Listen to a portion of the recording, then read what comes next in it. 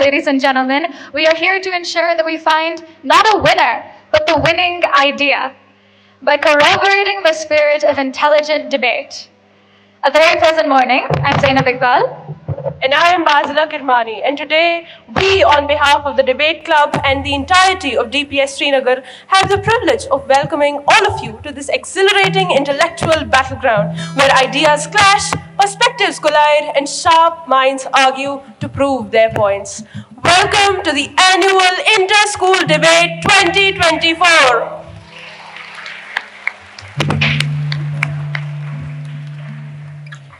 With immense pleasure, we introduce our judges. First, we have Professor Farooq Ahmed, who has headed the Department of English for Higher Education and served in various degree colleges over the course of his career. Then we have Professor Nikhat Fatima. We are honored to have you here, sir and ma'am. Professor Nikhat Fatima is an expert in her field, having written 3 books and published over 20 papers in renowned journals. She has also presented her papers in various national conferences. Her expertise extends to English poetry as well. She has served as principal of Degree College Bijbihara and of DPS Anantnag. We are honored to have you here, sir and ma'am.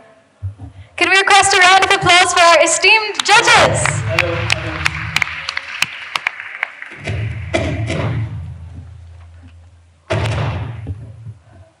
Intelligent debate is a thing of magnificence and elegance.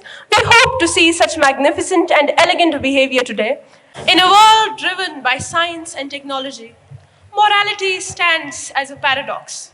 There seems to be an unsettling whisper beneath the surface of moral discourse, one that suggests that the rules and principles we cling to are perhaps less about justice and more about control. Does morality foster progress, or does it keep us anchored to obsolete norms? Well, today we shall explore and scrutinize these ideas, for the motion today is morality is a regressive social construct. I repeat, morality is a regressive social construct. Many believe an understanding of what is so-called right and wrong is what differentiates humanity from animals. And this claim has been disputed almost as long as humanity has existed. What even is right and wrong? Who or what defines our understanding of these? Those schools of thought which align themselves with the belief that humans possess an innate sense of justice, an innate passion for evil, and those ever-present neutral parties have persisted through time and tide. Today, we call upon generations of scholars' knowledge and our own youth's passion to debate this historic conundrum. Moving on to the order of interaction of the participating schools. First, Kashmir Harvard School, then Green Valley, followed by Presentation Convent, Dolphin International School, Mallinson, Kashmir Harvard Educational Institute,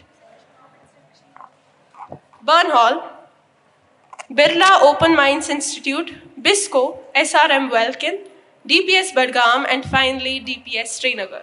Without further ado, let's start with our first speaker. We invite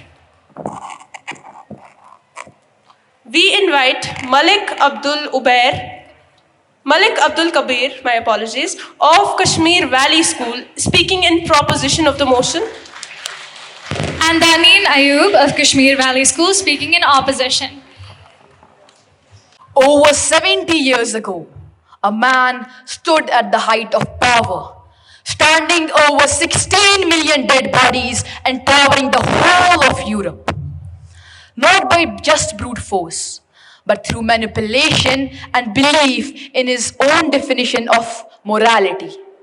Greetings all, I am Malik Abdul Kabir, and I firmly stand with the motion that morality is a regressive social construct. Adolf Hitler, with his corrupted sense of morality, convinced 1 million people to follow him. For the greater good, he believed that whatever he was doing was right. But millions of people suffered from his moral compass. Plunging the entire world into the darkness, ladies and gentlemen. This is the danger of morality. If morality is individualistic, if morality is subjective, if morality is kept unchecked, it can regress, and it is a force of regression rather than progress. And this statement brings me to my first point, that is, morality is individualistic. Hitler's rise to power is a stark indicator of just how importance and morality pays. Morality is subjective, it is personal. His sense of morality initially was private, but soon after it became the moral framework of the entire nation, and hence regression started. Innocent lives were destroyed, freedom was taken away, and humankind was set back, all because of the perception of one person who believes something goes right and something goes wrong. When morality is shaped by individuals, or worse, imposed upon the society by those individuals, the results are catastrophic. The results are devastating, ladies and gentlemen. And this represents that individualistic morality can take control. This statement guides me to my second point. That is, morality is a tool for control. Morality is often used as a strategic tool for control, most oftenly in political arenas. A clear example is the elections of India, which took place in 2024. During campaigns, political parties frequently aligned with the regional and cultural policies. During those campaigns, political parties aligned with specific religious cultural groups, forming their platform around the moral values of those communities. And hence, elections were done only because of whose moral framework should guide the country. And this, ladies and gentlemen, divides society, regressing its growth and progress. And let's not forget that it is the same morality that still stops two people from getting married, be it intercaste, be it intersex, be it homogender marriage.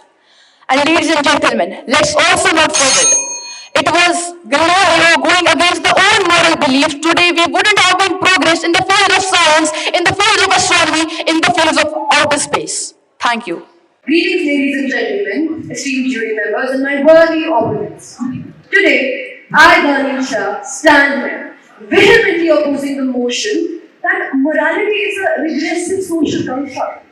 Now, before we delve into the whys of the topic, let us first understand what morality actually is. It is generally defined as a system of values through which we understand and judge what is good and what is bad. And the proposition here today stands saying the very moral values that we grew up on are regressive. I strongly disagree. To back up my belief, I would like to begin with my first argument. That is, the morality that the affirmative is claiming is regressive is the very foundation of our society. Just for a minute, imagine a world without any moral values. What do you see? I'm pretty sure no one imagined a state better than what we already have. Why? Because it is impossible. Ladies and gentlemen, society without morals can't exist. So how can the proposition claim that morality without which society can't exist is the very thing regressing it? Everything our nation is standing upon, from the constitutions to the laws, are legitimized by moral values. And as a proposition I would like to ask, do you believe that the moral values of justice, equality and liberty are regressive? The things that led us to revolutions are being called regressive now. Now, let us take their argument into consideration for a second and discuss morality as a regressive social construct. Wouldn't that lead to a moral vacuum where people will do whatever they want to do? Because what's the point? There's no concept of good or bad. Let us take morality out of the equation. What are we left with? A world without any consequences. Ladies and gentlemen, ask yourself, do you want to live in a world where there are no consequences for anyone's actions? And practically speaking, can that world even exist? Respected jury, it is our moral judgment that defines the characteristics of being a human. And if the proposition is claiming that the very thing that makes me human is regressive, then yes, I would much rather be a regressive person than an immoral one. Because what is a man without his morals? Thank you.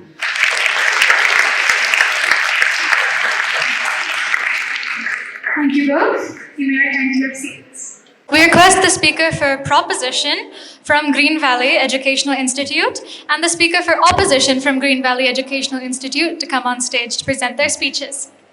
What if everything you have been taught about right and wrong is not progressive, but actually holding you back? Ladies and gentlemen, honorable judges, worthy opponents, and fellow debaters, I am Bilal, representing Green Valley Educational Institute, today standing before you to challenge a notion that has been deeply ingrained in our society for centuries. Today, I will speak that morality is a regressive social construct. We have been taught to believe that morality is the foundation of our society, the guiding light that separates good from evil. But I ask you, what if this morality is not a universal truth, but a socially constructed regime that stifles our growth and progress? Morality, a social construct. Morality isn't absolute. It is made by societies for societies. Different cultures, different moralities. Then who decides wrong and right? Is it the powerful, the privileged, or the majority? Talking about the dark side of traditional morality. Conventional morality often perpetuates outdated norms, biases, power imbalance, and restricts freedom, creativity, and progress. History shows morality has justified wars, oppression, and discrimination. Is this the moral compass we want? So what if we abandon traditional morality? What if we adopt alternative frameworks that prioritize human being, happiness, and progress? Imagine a society that is driven by empathy, critical thinking, and self-awareness rather than rigid moral codes. Can we trust a moral system that has been used significantly throughout the history to justify harm and inequalities? Can we? What if our pursuit of happiness and fulfillment is hindered by the very moralities we are taught to uphold? Today, I will argue that morality is a regressive social construct that holds us back.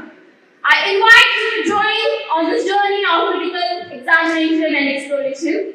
Let's challenge the status quo and discover alternative paths, progress, happiness, and human thoughts. It's time to rethink morality. It's time to unleash human potential. Thank you. Bismillahir Rahmanir Rahim. In the name of Allah, the most gracious, the most merciful. Ladies and gentlemen, esteemed judges, respected opponents, I, Sara Al-Hadi Beg from Green Valley Educational Institute, stand before you to address a question that could only arise in the peculiar world we live in. A question so preposterous that it almost feels like satire. The question is morality a regressive social construct? Now, before I answer, I want you to picture a world, just for a moment, where morality is regressive, where right and wrong are quaint relics of the past, like rotatory phones or fax machines. Imagine a world where morality is something we outgrow, like a pair of shoes that no longer fit, where we toss it aside because, after all, we are so advanced, we are evolved beyond the need for such trivial things. What does that world look like? Well, I'll tell you, it's not a world of freedom or progress. No, my friends, it's a world of chaos and tyranny. It's a world where the powerful rule with impunity, where the weak are trampled without a second thought, where anything goes because nothing matters. Now, I hear the proponents already, but morality is subjective. It's just cultural. It changes all the time. Well, let me ask you this. Does it? Does it really? Sure, the details change. Maybe what counts as respectful in one culture might not count as respectful in another culture. But the core, the basics, let me tell you, they don't change. Show me a society that celebrates murder. Show me a culture where theft is considered a virtue. Go ahead, I'll wait. They say morality is regressive, but it's morality that got us here in the first place. Morality ended slavery. Morality gave us democracy. Morality is the reason we are sitting here today with the freedom to express our opinions, even the ones that threaten the very existence of morality itself. And yet some will argue that morality is holding us back, like that it's some sort of dusty old chain that needs to be thrown off so we can all be truly free. Free to do what exactly? Free to exploit? Free to dominate? To crush anyone who stands in your way? I'm sorry, but that's not freedom. That's barbarism wrapped up in the language of progress. And let's not forget the alternative, ladies and gentlemen. If we abandon morality, what do we have left? Power. Naked, raw, unfettered power. The strong rule and the weak. Well, the weak better pray that someone comes to save them, because without morality, there's no one coming to help them. Power, ladies and gentlemen, does not care about justice. Power does not care about fairness. Power cares about power. Ladies and gentlemen, let's take a moment to really consider what it means when someone argues that morality is a regressive social construct. What are they actually saying? By their logic, they're essentially calling out to every serial killer, every war criminal, every tyrant in the history and saying, you were right or wrong. Ted Bundy, Jeffrey Dahmer, they must be cheering for when they hear you speak right now, relieved to hear that morality was just a made-up social convention after all. All those murders, all that brutality, well, if morality is just a social construct, then who's to say that it was wrong? It's not just absurd, it's outright cruel. Morality is the only thing that stands between us and the abbeys, between justice and chaos, between humanity and horror. Morality is not the problem, it's the solution. To throw that away, to abandon morality, that, my friends, would be true regression. Thank you so much. This was Sara Al-Hadi. Next, we invite Dolphin International School, Pulwama, side proposition Alvin Riaz, and side opposition Hina Shahzila Khan. Before speaking, let me share a few questions. Suppose if I steal from the rich and feed the poor, is it good or bad? Or if I am driving over the speed limit to get my sick brother to the hospital, am I right or wrong? So to answer these questions, we need to first understand what actually morality is. Morality is what society treats as right and acceptable. These are the standards of thoughts, behaviors, and actions that everyone in a group agrees to follow so they all can live peacefully. But when we define it like that, morality sounds like a law. However, when law is influenced by morals, they are not the same. For example, stealing is against the law, whether you are stealing from the rich or from the poor. Stealing is a crime. On the other hand, if I steal a piece of bread to feed the beggar who might be dying due to hunger, then a lot of people would consider it moral. Similarly, driving over the speed limit is against the law. But if it could save the life of my brother in the backseat of my car, then it becomes one of the most noble actions. Coming back to the topic, morality provides a framework for what is right and what is wrong. It helps build trust and order within the societies. Researchers show that communities having strong moral norms tend to be more cohesive in nature and have higher levels of trust among their members.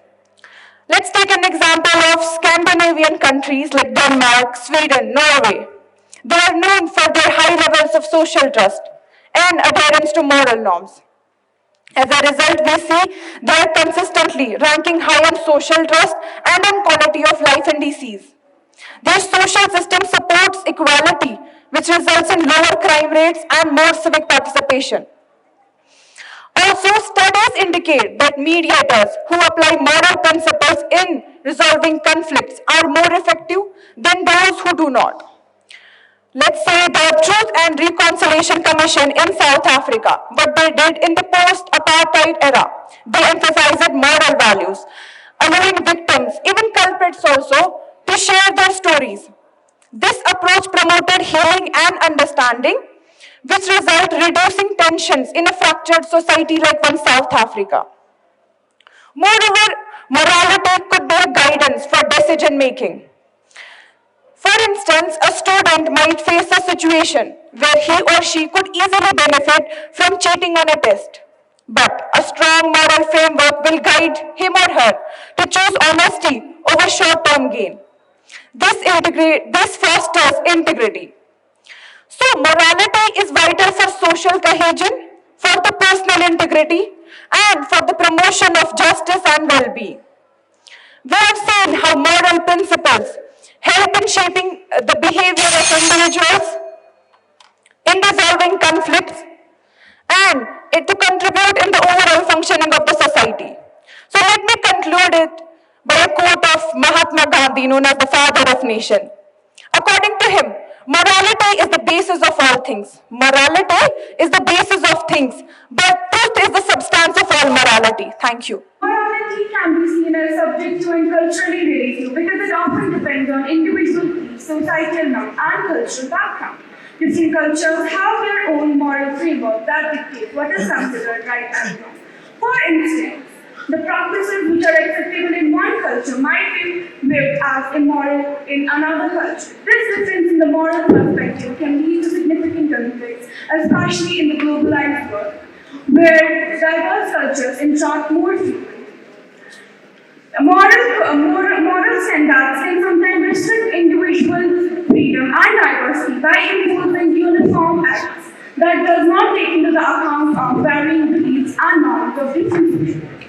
When a society upholds a significant set of moral standards as a correct way to behave, it can marginalize those who do not conform to these standards.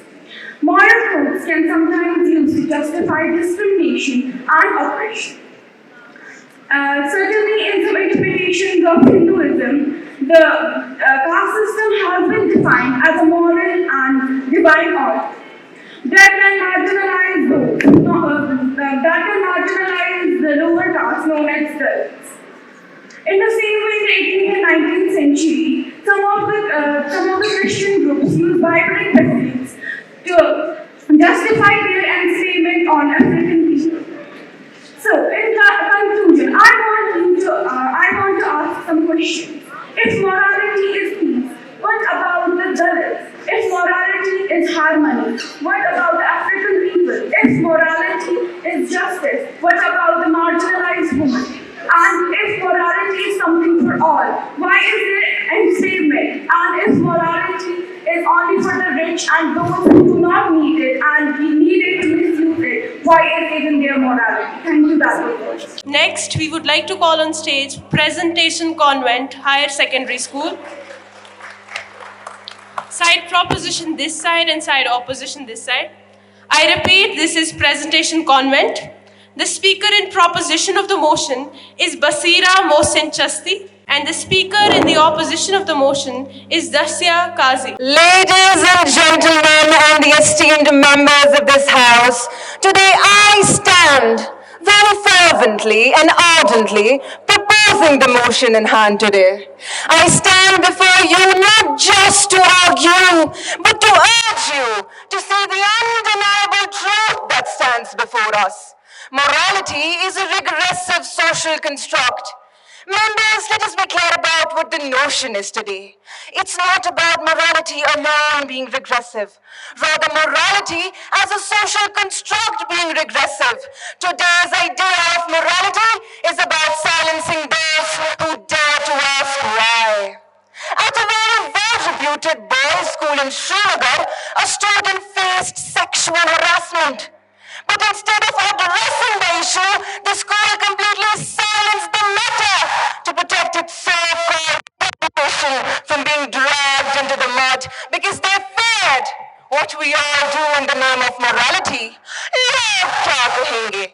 Showcasing how morality being regressive smoke of courage and preserve honesty, be it the devastating act of child marriage, to the horrendous practice of sati, to the downright humiliating societal divisions on the basis of caste, to slavery, colonialism, female feticide, art censorship, Palestinian genocide, and what not.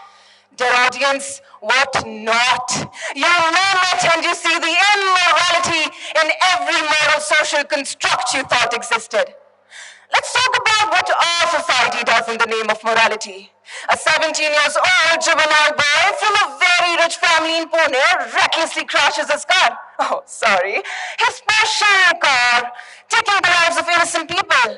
And guess what happens? He is told to write an essay because an essay was deemed sufficient punishment for the death of two innocent people. While this sinks in, let me bring up the incident that shook the very core of morality. The opposition glorifies morality as to be serving justice. But the rising is justice still not given to the fact of the victim of the act of medical college. I am of the opinion that justice delayed is justice denied, hence proving that morality has not, does not, and will not deliver justice. It delays it. There's this idea that without morality, our society would collapse into chaos. But I say morality creates a far more dangerous chaos. The chaos of injustice, where those who need protection are ignored, those who commit crimes are left off, and those who suffer are left to rot their audience. The opposition will tell you to hold on to morality.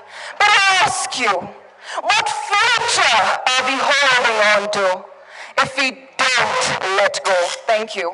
We request Dashya from side opposition to begin her speech. Ladies and gentlemen, and the august audience, I stand before you today vehemently opposing the notion morality is a regressive social construct.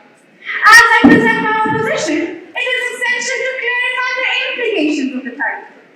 The term regressive in the motion very intensely declares morality to be more detrimental than beneficial to society, that it impedes progress.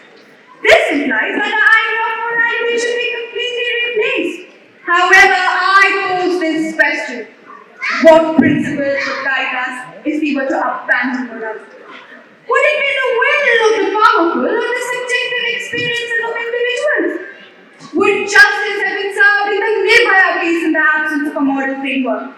Because based solely on individual experience, a juvenile rapist who had a traumatizing past could have been deemed innocent. Indeed, the definition of morality does change with time and culture, but does its function to provide order, justice, and a way out of social tensions change? No.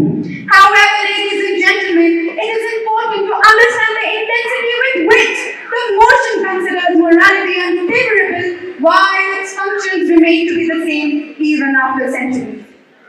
Let us not overlook the profound significance of hospitality in Kashmir, which stands as a shining example of morality as a social construct. This cherished tradition has shaped us, Kashmiris, to willingly prioritize the comfort of others over our own, and has helped us thrive even during challenging seasons, which would not have been the case had morality been detrimental. Egypt's refuge of Palestinians is a proof that morality, far from abstract, drives action. In a world fractured by conflicts, it is morality that compels nations to open their doors to the displaced. This is not mere politics, ladies and gentlemen, but humanity in motion. The motion considers morality to be a hindrance, yet this very institution exemplifies its true value. Mr. Thar's commitment to this institution, emphasizing service before self, is a testament to the moral conviction that guides us. But when morals are thought of to be left to the whims of individuals like Netanyahu, or should I say Adolf Hitler, babies are left to die on streets with roller skates still in their feet. With morality, empathy is at the core of human experience. And now, after presenting all my points, I ask you again, what principles would guide us if we were to abandon morality? Thank you. Next, we invite Hafsa Muzaffar side proposition from Malinson and Haila Latif Kurpal from side opposition from Malinson. Greetings to the esteemed jury, respected members of the House, and my formidable opponents. I, Hafsa Muzaffar, representing the Malinson Girls' School, am honored to stand before you, opposing the motion in hand today. Morality is a regressive social construct. Before I begin, members, allow me to congratulate the opposition on their creative interpretation of morality. Isn't it so convenient, members? I mean, why bother with centuries of debate when you can simply tailor it to your own narrative? Esteemed panel of judges, allow the speaker to clarify the difference between two words whose lines have been blurred by the opposition: morality and ethics. Members, morality refers to personal and cultural beliefs about what is right or wrong. It is subjective, shaped by religion, culture, and individual experiences.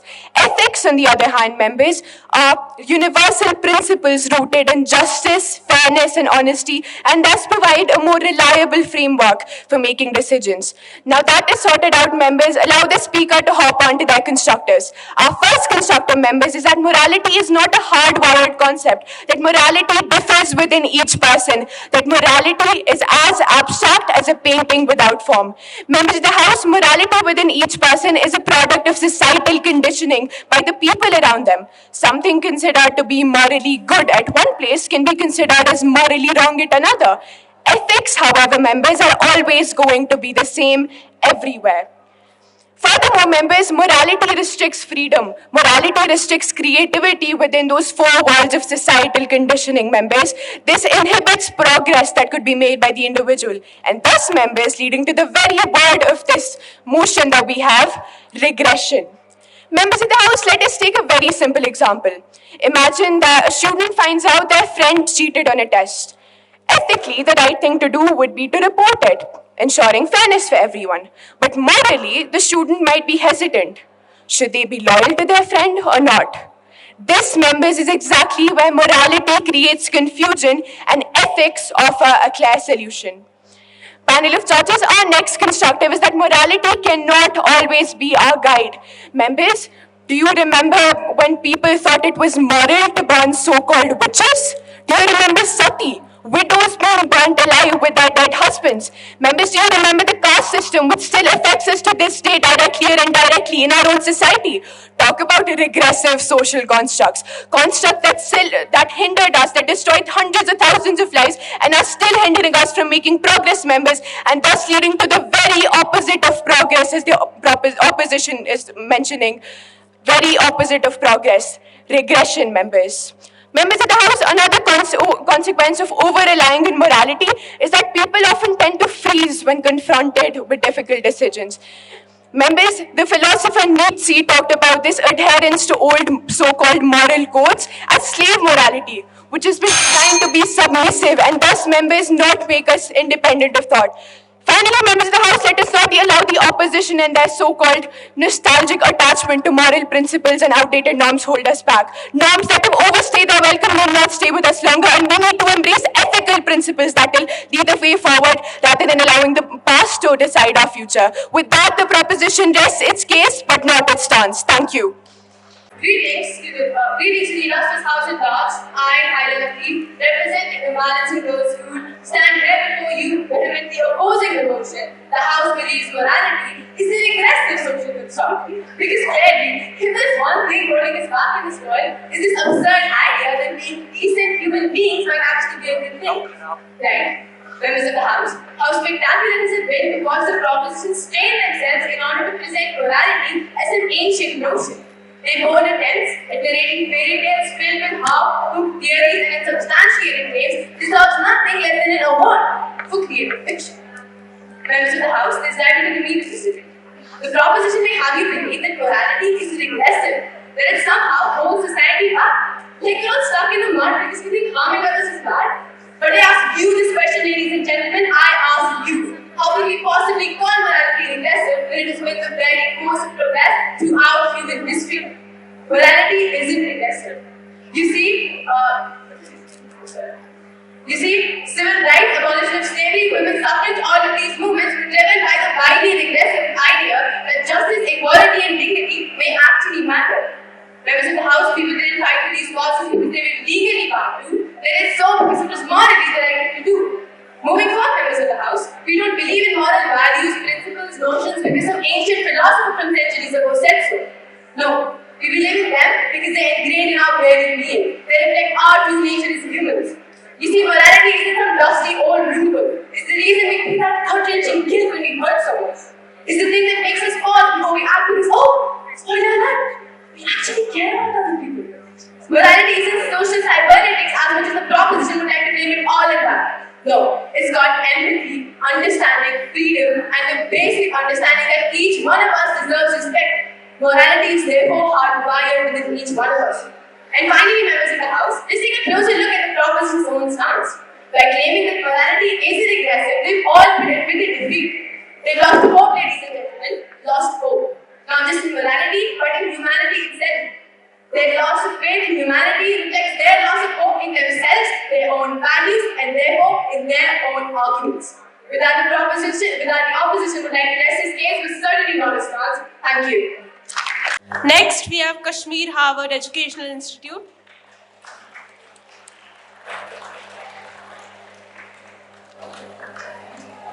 From side proposition, we have Sheikh Abdul Manan. And side opposition, we have Momin Nabi Zargar. Morality, a distinguisher of right from wrong, a predicant of adaptability, a pulpiteer of impartiality, and an advocate of comprehensive growth. But where is this morality? Did someone murder it, abduct it, or it never existed in the first place?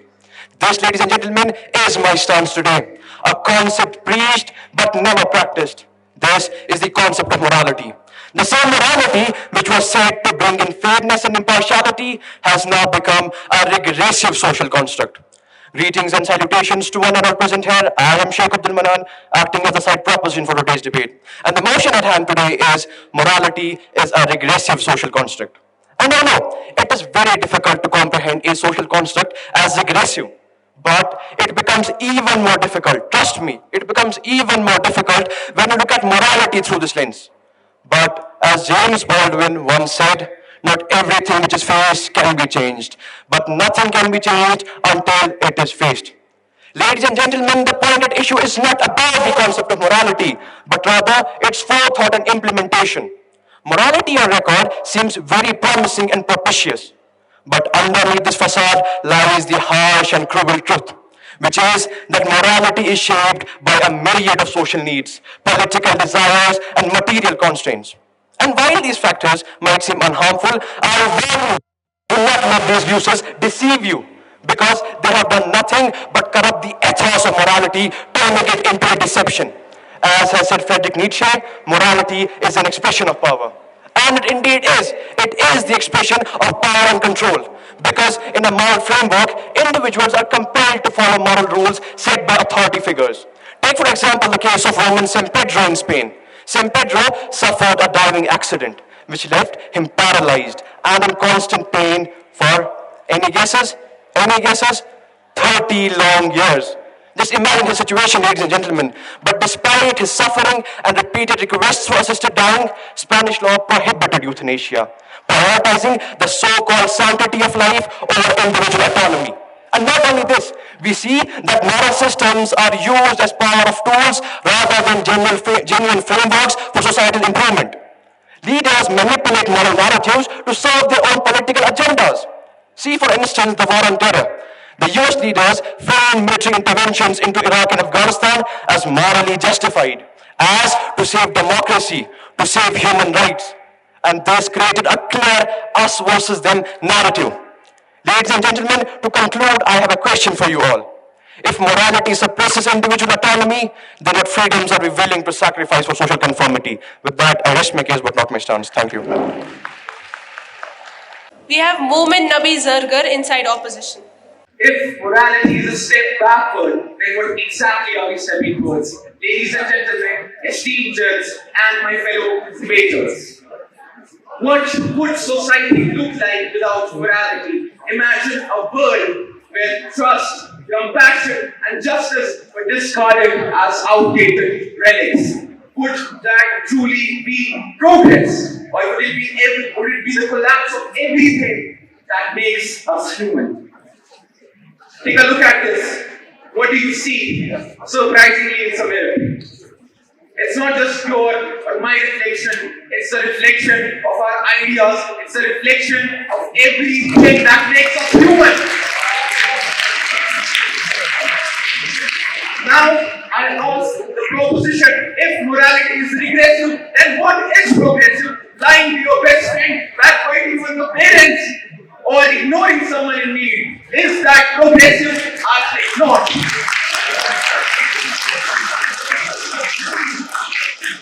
Ladies and gentlemen, raise your hands if you believe empathy and kindness are essential in the world. Now, look around you. You are not alone in your decision. These are the fundamentals of a functioning society. These values are must to have, because only because of these values, our societies, they have been living, our people, they have been doing what they do. Morality, my friends, is like the roots of a tree. It may seem to anchor us down, but these roots, they sustain us. And without these roots, we surely would collapse. Ladies and gentlemen, a few days ago, I witnessed a moment of simple kindness. It was when my mother helped a poor lady struggling with personal problems. That lady, she burst into tears, saying, "Thank you for reminding me that people still care." It was in that moment, ladies and gentlemen, when I again believed in human goodness. Ladies and gentlemen, if morality is regressive, then when we open the door for someone, why do we feel like we are the superheroes? It's because morality is not regressive, it's a guide. Let's back it up with some facts. A study in science shows that morality is vital in our biology, fostering positive feelings when we act with kindness. Also, a Harvard research reveals that societies with strong moral foundations experience less crime and they have greater social cohesion. Everyone talked about philosophers, but philosophers like Aristotle believe that morality is the path that humans have to take. And some even quoted Nietzsche. Nietzsche even goes against morality, but he also says that a world without shared humanity would surely descend into chaos. Ladies and gentlemen, as Mahatma Gandhi said, the best way to find yourself is to lose yourself in the service of others. Thank you so much. Next, we call upon the students of Burnhall School, Srinagar, Muhammad Rayan Rishi inside Proposition and Abdul Kabir inside Opposition. Ladies and gentlemen, esteemed judges, and my respected opponents, today I stand before you to question something we've all been taught to accept without a doubt: morality. We've been told that morality is our guide, that it distinguishes right from wrong, that it is the foundation of our society. But I ask you, is it really? Or is morality nothing more than a regressive social construct that holds us back from true progress? Think about it. Morality has often been used not as a tool for justice, but as a weapon of control. In the names of morality, slavery was justified for centuries. It was considered moral to another human being to strip them of their freedom, their humanity, and their dignity. And for what? Because the society of the time deemed it morally acceptable. Is that the kind of morality we should hold on to? If morality were truly about justice, how could such atrocities have been justified for so long? Think about women. For most of history, women were denied the basic rights that men took for granted. They couldn't vote, they couldn't work, they couldn't even decide their own futures. Why? Because the moral conducts of those societies considered women inferior, meant only to serve men. But this wasn't about biology. It was about morality, about a code that society clung to, even though it was clearly unjust. Was that morality? Or was it a prison for half of the human race? The truth is, morality doesn't liberate us. It often restricts us. It dictates how we should think, how we should act, and how we should live based on norms that were set long before we were born. It forces us to conform, to follow rules that no longer serve us. For what? To uphold traditional justifications that have outlived their existence? Isn't that the very definition of regressive? When we look at the course of human history, we see that every great leap forward happened not because we embrace morality, fought because we challenged it. The abolition of slavery wasn't a product of morality. It was of the rejection of a moral code that had failed. The fight for women's rights happened not because morality led the way. It happened because brave individuals dared to say, this moral system is wrong.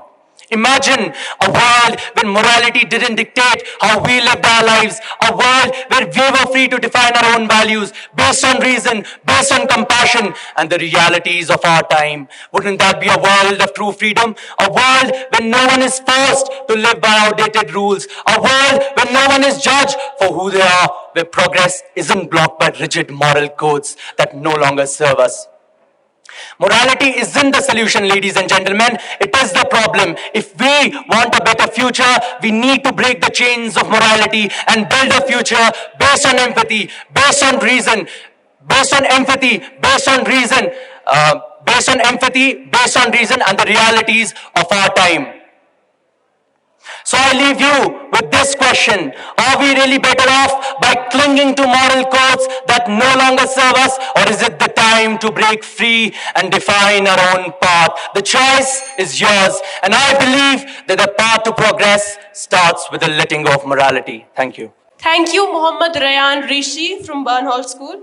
Now we move on to Samad Pandit speaking in opposition of the motion. Ladies and gentlemen, respected jury members, my worthy opponents, let me begin by clearing apart the flawed notion that morality is some relic of a bygone era, shaping us to regressive ideas.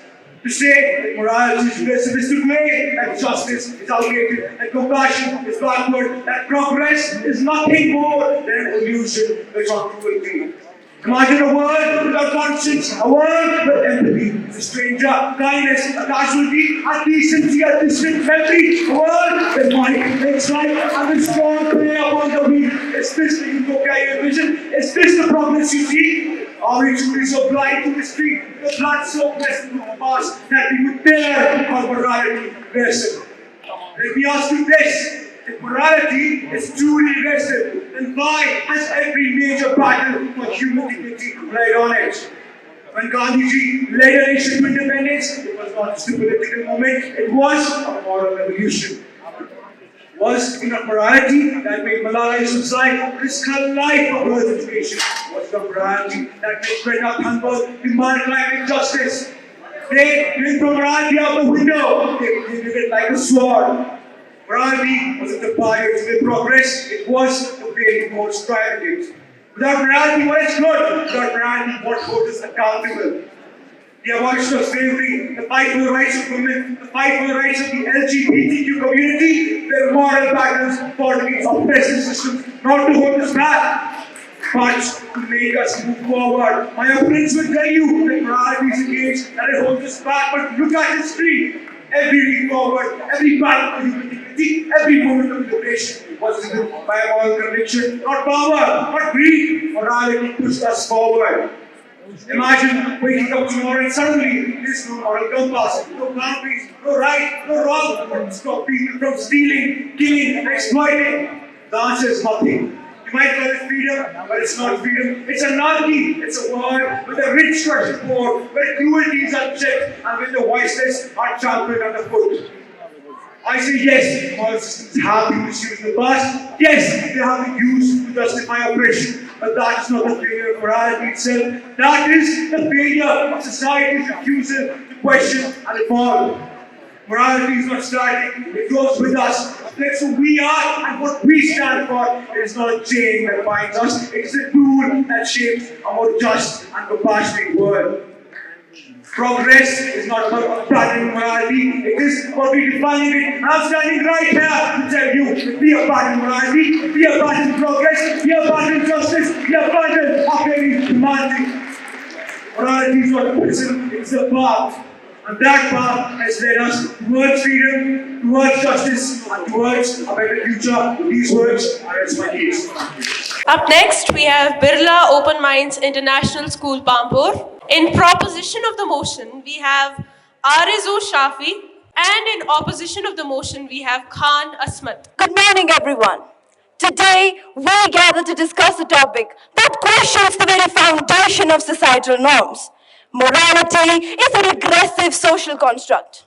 To set the tone for this debate, I would like to begin with a profound quote from St. Augustine, which states, "Right is right even if no one is doing it. Wrong is wrong even if everyone is doing it." This statement highlights the fact that morality often operates independently of other social actions. Yet, it's crucial to examine how it functions within the fabric of our daily lives. Reflecting on my childhood, I recall being asked to wash the dishes after my brother and I had tea. Although both of us were capable, I, as the younger sister, was expected to do so, based on gender roles, not based on fairness. That made me question if morality was truly about right or wrong, or simply just a tool to maintain the status quo. Gender roles also reflect this shift. My cousin Umar, who was a qualified doctor, left his high-paid job in Qatar to take care of his autistic child.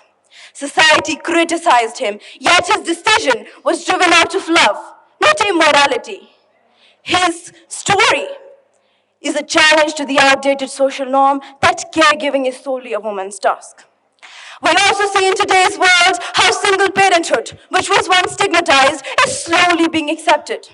Whether a man or a woman raises a child alone, society is beginning to appreciate the courage it takes to do so. Morality in this case is evolving with time, showing that it is not a fixed construct. Even in the field of mental health, morality has been a limiting force. For years, society judged men and women for expressing vulnerability, labeling it as weak or even immoral. These examples show us that morality is not as rigid as it appears. It changes with time, culture, and those who hold power. Holding on to old social norms often limits progress. Whether it's men embracing caregiving roles or society's growing acceptance towards mental health, morality is often what sets us behind rather than pushing us forward. In conclusion, morality as we know it is often a set of limitations. As Rumi once said, out beyond the ideas of right doing and wrongdoing, there is a field. I will meet you there. Let's strive to live in that field, beyond the confines of morality, so that we may truly understand the meaning of right and wrong on our own terms. Thank you. Greetings, ladies and gentlemen. I stand here to oppose the notion that morality is a regressive social construct. To argue that morality is regressive is to suggest that the principles of right and wrong that have guided humanity for centuries do not serve in the world today. I fundamentally disagree. Morality is not a rigid set of rules. It is our moral compass evolving with society, ensuring compassion, fairness, and justice. Consider this. If humanity and morality were truly regressive, how do we explain the progress we made as a society, abolishing slavery, child labor, discrimination? These changes did not take place because we abandoned morality. These changes took place because our moral understanding deepened and led us to question those injustices in our society.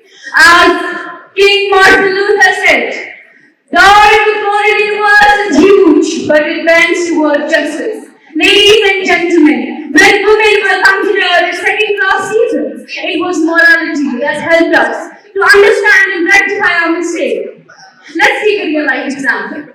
The example of #MeToo movement. It was a movement that evolved and rectified the people who made a mistake. It was a movement, not people being regressive, but a movement that helped us to understand that women deserve status in the society too. Ladies and gentlemen, if this movement didn't have the power to bring a change, women must have been the same seasons they were at that time. Another point often raised by proponents is the point of changing moral standards. Yes, I agree. Norms related to subjects like gender roles exist in our society, but it's not a sign that morality is regressive. It's a sign that we need to understand and practice morality. Ladies and gentlemen, I want to share a personal story. My grandmother, who lived through the times when morality was not that much in touch, and lived through the times when women had civil rights. She fought for women education in our village, and we see the truth today.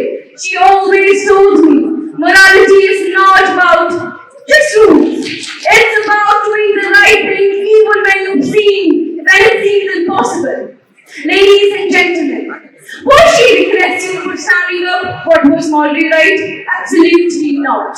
In conclusion, morality is not a force that we need to stop. It is a force that helps us to modify our surroundings. It's a force that compels a sense of right and wrong and helps us to evolve with society and make this world a better place to live in. Thank you, ladies and gentlemen. Next, we invite the students of Tyndale Biscoe School. We invite Mohammad Shaikh Loan inside Proposition to the stage and Kamil Ejaz Kirmani from side Opposition to the stage. Imagine a dam created centuries ago to tame a river. It was once needed to protect the town and provide sustenance. But now the river has changed and the towns have progressed. Yet the dam persists, stifling what could have blossomed into a thriving ecosystem. Morality, as we conceive it, is like that dam that was once needed to serve a role, but now it's hindering progress and evolution. Greens and salutations to one and all present here. This is Mohammad Shaikh, and today very vehemently stand proposing the motion at hand. Members of the August gathering, the side opposition will try to choose their words carefully, tiptoeing around the uncomfortable truth of the motion at hand. So let's debunk their arguments right now, right here, so that the motion lies flat on their faces. The first construct that the side proposition would like to put forward is that morality is inconsistent and unreliable. The definitions of right and wrong have changed and fluctuated drastically over time. Homosexuality, vilified once globally, is now legalized in over 16 nations. Members of the House, in over 16 nations. This fluidity reveals that morality is a transient construct, not a universal constant. A dusty, outdated concept that is designed to shackle progress and individual freedom. Morality, like that relic from the bygone era. The second constructive that the side proposition would like to put forward is that morality upholds unfair power structures. It was once used to justify slavery, and today it is used to justify the restrictions that we put on women's rights. It was once said that slavery is due to morality that is not linked to ethics. In 2023, the Goodmatcher Institute research found that a study that 69, that is 20 plus 49 nations, members of the House, 69 nations restrict abortions based on some outdated moral dogmas, harming the vulnerable. We perpetuate injustice instead of advancing equity by clinging on to some rigid moral regimes. In conclusion, morality, like that ancient dam, may have only once directed societies, but now it's hindering progress. It divides rather than unites and suppresses the advancements that could elevate humanity. It is the time to move beyond these ossified moral frameworks and uphold something that is more fluid, that is more progressive. With this, I think I have already destroyed 90% of opposition's arguments, and I think with this, the side opposition believes that it should rest its case, but not its stance. Thank you.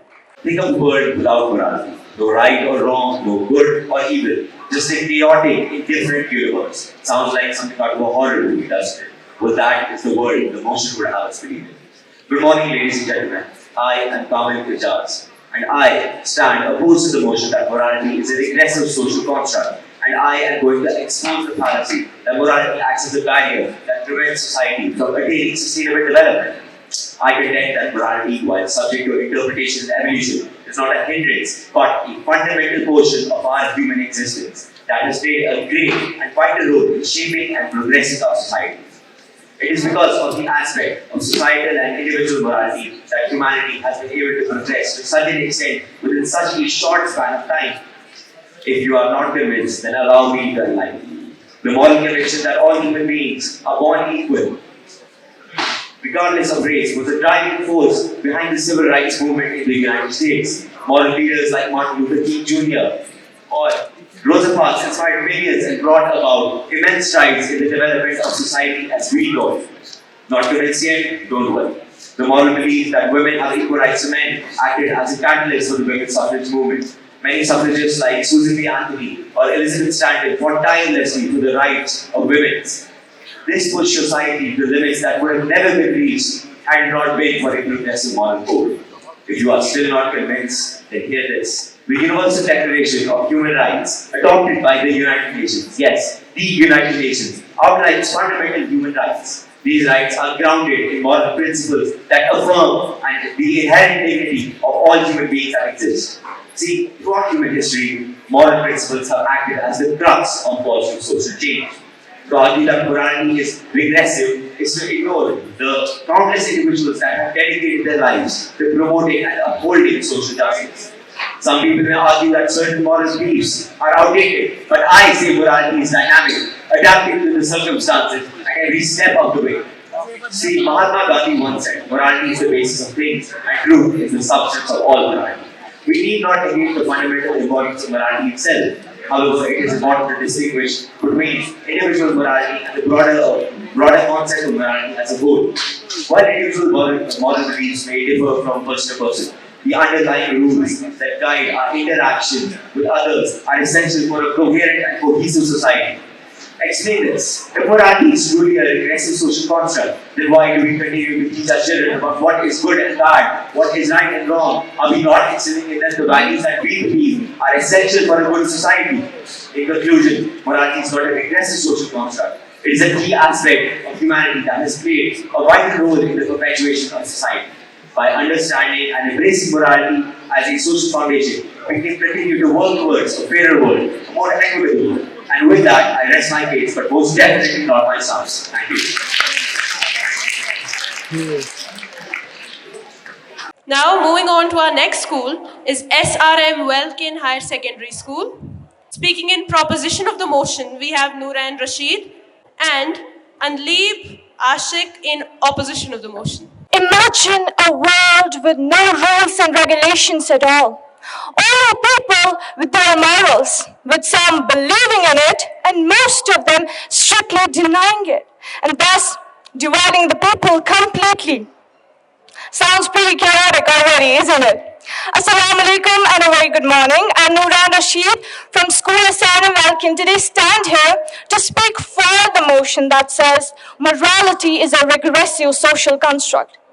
Ladies and gentlemen, morality takes us back to the same old 13th century's dark time when such a system was seen morally acceptable. A system where a widow would burn herself alive on her husband's funeral because the society believed that it is the loyalty shown by the wife to her husband and that it brings benefits to the afterlife. Afterlife? Are you serious? That's not even practical. And you're on those morals which limit the women education, which say gender discrimination, slavery, and even child marriage morally just. Now, the opponent may use the emotional aspect of the story by saying that it keeps them connected to their roots, to their past. But tell me, if the past is so brutal, do you still want to be part of it? You say morality is evolving, right? Where? I don't see it. Because we women are still able to move outside of our home. Because we know there will definitely be someone out there, some chauvinist who live with the same old thought of not letting women to move outside of their homes. And if they do, they are simply harassed. We have the examples right in front of your eyes, ladies and gentlemen. The recent case, the Kolkata rape case, where a doctor was raped in the Archicon Medical Hospital. And you still say it is not regressive? You're living in a false paradise for believing that it is not. You might have seen or experienced the caste-based morality, the intercaste marriages, which leads to the honor killings. And according to the report of NCRB, almost 145 reported cases were related to the honor killings in 2019. Not only this, there was no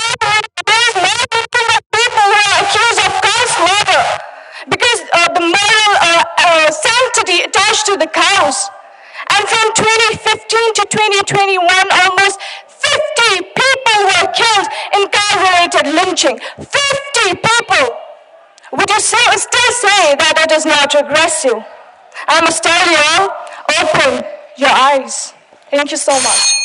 You are in support of the context today that morality is just a regressive social construct, then you are in support of the Israeli war on Gaza, a non-stop nightmare. Where almost 40,000 people have been killed and children are being displaced from their own homes. In the same context of not believing in anything being good or bad, so really basic principles of morality, then again, the crimes against humanity in countries like Afghanistan and Syria are justified. Greetings and salutations, everyone. This is Anthony Bashik speaking in opposition to the motion at hand. Dear audience, would you stand and say today that the killings of Jews during the deadly Holocaust was just a spontaneous manner? Or would you say that Adolf Hitler was as moral as Mahatma Gandhi? I mean, how narrow does that even sound? Ladies and gentlemen, the very fact that we are able to boycott justifying these crimes and wars is in itself a consequential application of morality. And in this case, calling morality a regressive social construct is just irrelevant and immaterial. If morality was regressive, then the French Revolution wouldn't have been the same. If morality was regressive, the civil rights movement wouldn't have been the same. It was the idea of liberty, equality, and fertility that impacted the development of modern democracy. It was the idea of morality that helped us time and again to fight against racial segregation and discrimination, contributing to significant legal and social change. And if it was morality that was regressive, then I'm sorry, our history wouldn't have been the same. Let me now address the most common argument raised by the proposition. Morality brings a sense of evil in this world. For them, I ask if morality didn't exist, would humans inherently act with compassion and empathy? Or would the essence of morality eliminate harm and chaos in this world? Ladies and gentlemen, it goes without saying that none of these things should happen if morality didn't exist. And in this case, calling morality a regressive social construct is just irrelevant. Great Indian leaders like Swami Vivekananda emphasized the importance of individual character and moral strength. And Mahatma Gandhi's Swadesh movements and all Indian freedom movements were an outcome of morality. And they describe morality not as a regressive social construct, but rather a multifaceted concept that encompasses various aspects of human life. Now to say morality is a regressive social construct is just good for nothing and surely a dead weight. Thank you. Next, we invite Delhi Public School Padgam speakers on the stage. We have Alham Zulfikar from side proposition and Meher Bint Noor Ilahi from side opposition. Morality is simply the attitude we adopt towards the people we personally dislike. That's exactly what Oscar Wilde said about morality. Good morning, everyone. I am Meher from class 9, DPS Srinagar. What if Meher tells me that everything you have been taught about, right and wrong, is actually holding you back? Today, I stand here before you all to tell you how morality may be a regressive social construct. Let's start with how morality is nothing but just a product of society. What's considered right in one culture can definitely be considered wrong in another.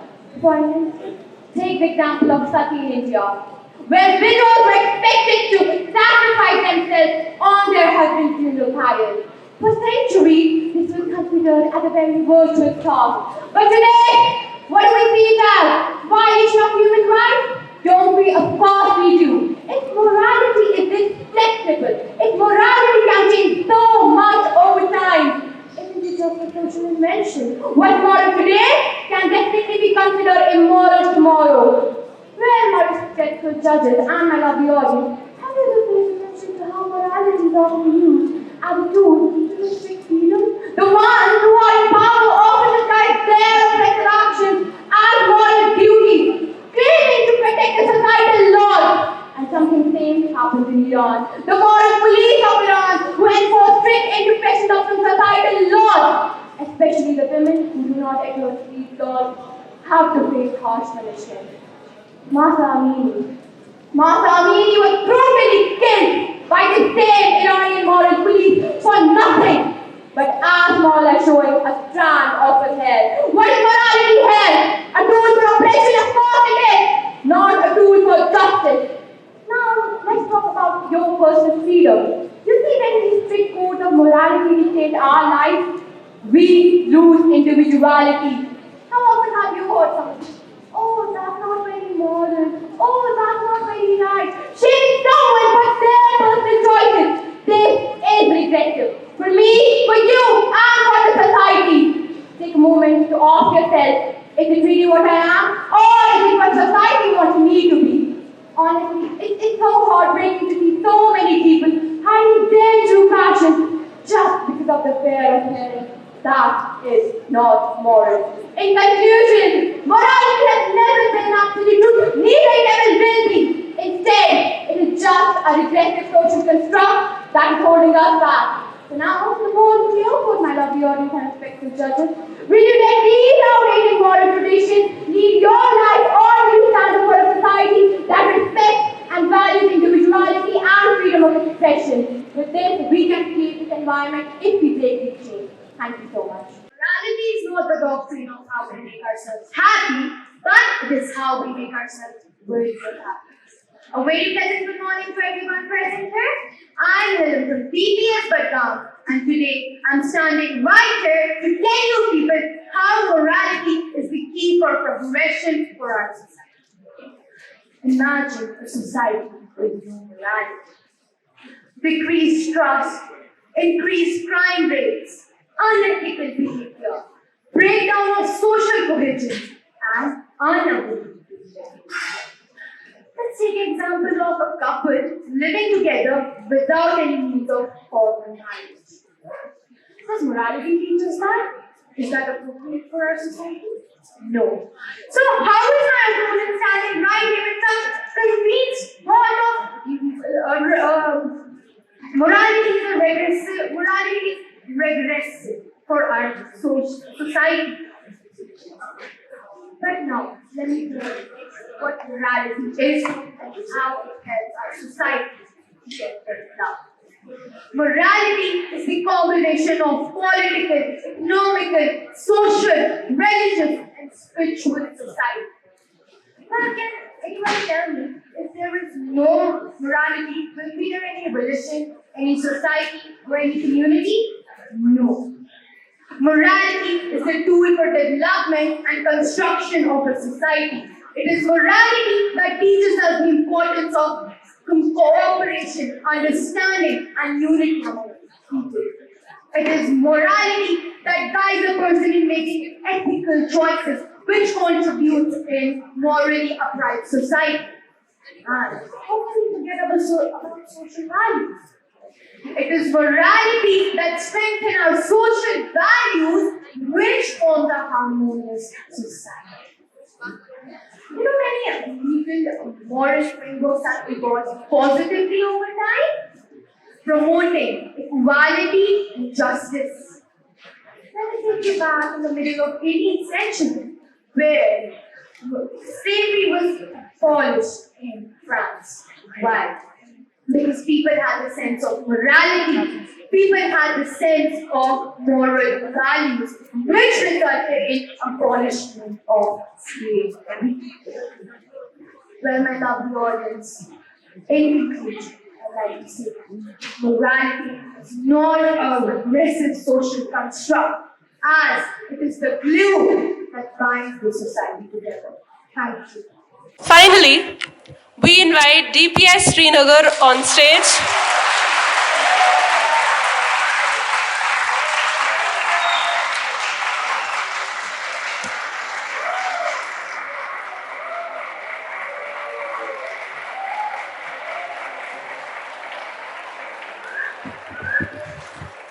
Thank you. That's enough. We have Saleha Khan speaking in proposition of the motion and Imad Tahir speaking in opposition of the motion. Ladies and gentlemen, before I begin, I want to take you to a journey across time and continents. We are going to 20th century France, the then capital of philosophers and intellectuals, writers and politicians. Or in other words, the so-called moral compass of civilization. It was January 1977 and a petition was signed by 80 such intellectuals. Now, what was exceptional about the petition was that it not only defended pedophilia, but called for the total abolition of the age of consent in France. It was hailed in intellectual circles as a moral breakthrough, a triumph, thereby proving that morality has always been a social construct orchestrated by the rich, the powerful, the elite for their own benefit and the regression of society. With that, a very pleasant morning to everyone. I am Saleha Khan and I stand strongly in favor of the motion at hand. Ladies and gentlemen, according to the logic of the esteemed opposition, it is okay to sacrifice for a greater moral good. Then I must do everything to fight for truth when truth is on our side. God is with us and we are doing what's morally right. Now, what if I tell you that this is exactly the argument used by Hitler to kill 6 million people? That this is the argument used by Stalin to exterminate 20 million people? That this is the argument used by the tyrant Netanyahu to massacre 50,000 people?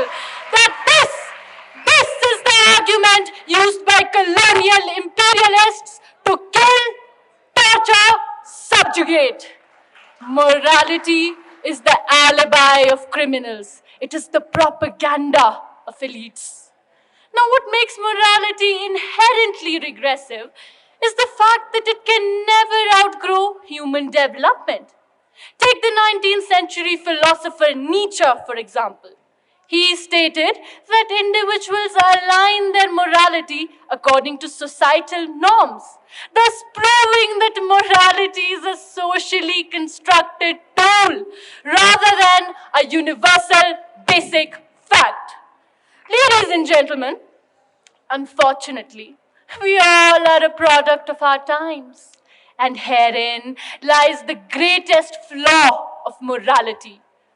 Morality impairs judgment because people take morality to be an absolute. People like you and me take morality to be their gods, thus killing our own individuality and rational judgment.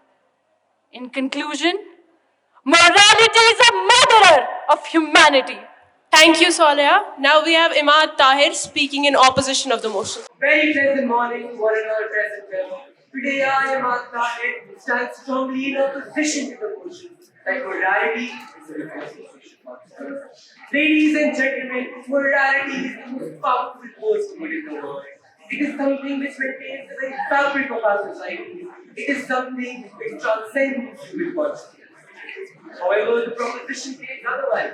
They claim that morality is a social construct, that is a subjective human creation. However, ladies and gentlemen, the fact of the matter is that morality is objective. Killing an innocent person is objectively wrong. Rape and abuse is objectively wrong. Child harassment is objectively wrong. And since morality is objective, it can never be a human creation. It can never be a social construct. Research conducted in Philadelphia University has shown that young children, sometimes mere infants, have a sense of justice and fairness, which implies that morality is more biological than merely social. But that was about human infants. Another research conducted has shown that even animals like monkeys and rats have some basic moral understanding. Rats were observed to not steal food from other rats even when they had the option to do so. Monkeys were observed to refrain from violence and in the majority of cases did not engage in unnecessary fighting. And this is enough to prove that morality is natural and not a product of the human mind. To claim that morality is a social construct is hubris. It is to be arrogant in the ability to be human.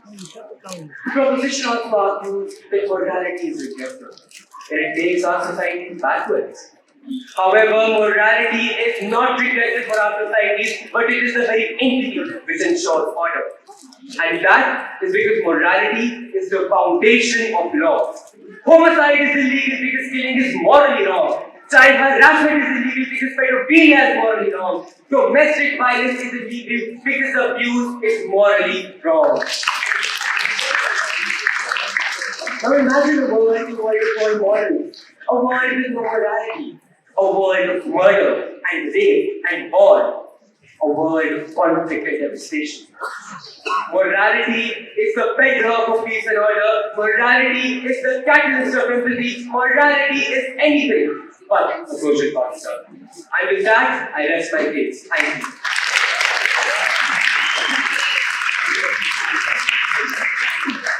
That was quite educational. That was quite a fiery discourse. Now, the rebuttal round will start in 5 minutes. Participants may use this time to draft their rebuttal speeches. Malik Abdul Kabir in proposition from Kashmir Valley School. Daneen Shah, side opposition from Kashmir Valley School. Greetings again. Esteemed jury, I stand here in favor of the motion. The opposition mentioned that morality is subjective and hence it results in progression. Accepted, morality is subjective. But so is the progression. What my opposition might consider as progress, I might consider as regress. What one society may consider as good, the other one may consider as bad. So hence, according to relativism, this is an invalid argument. Moving on to the second argument, the opposition mentioned that morality was wired into our biology. Okay.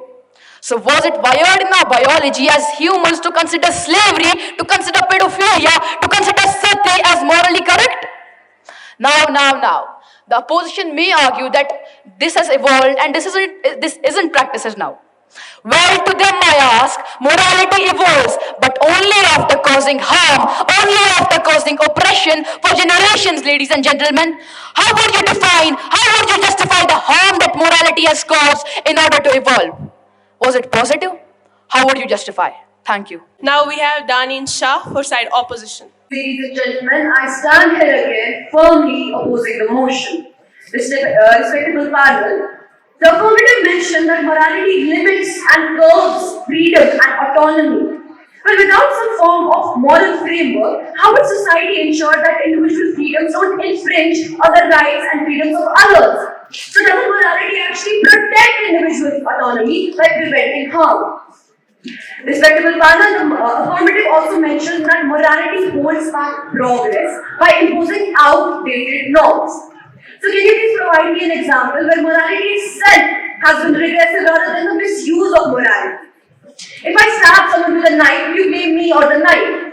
Obviously, it is I to be blamed. So wouldn't it be more accurate to say that it was the misimplication and the manipulation of moral ideals that were regressive rather than morality as a whole concept? If we dismiss morality, how would you justify the ethical nihilistic state that it would create?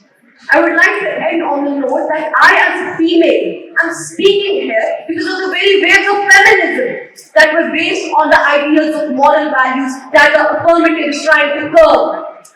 The values of equality and justice. Thank you. Now we invite Green Valley Educational Institute on the stage.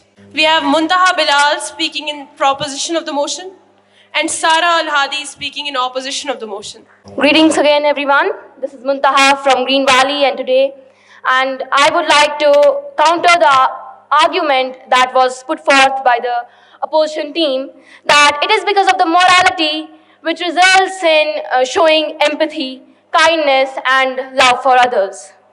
But I would like to say that it is not the morality which is responsible for showing empathy. Rather, it is because we like it, it is because it gives us feeling of satisfaction and we love to do that.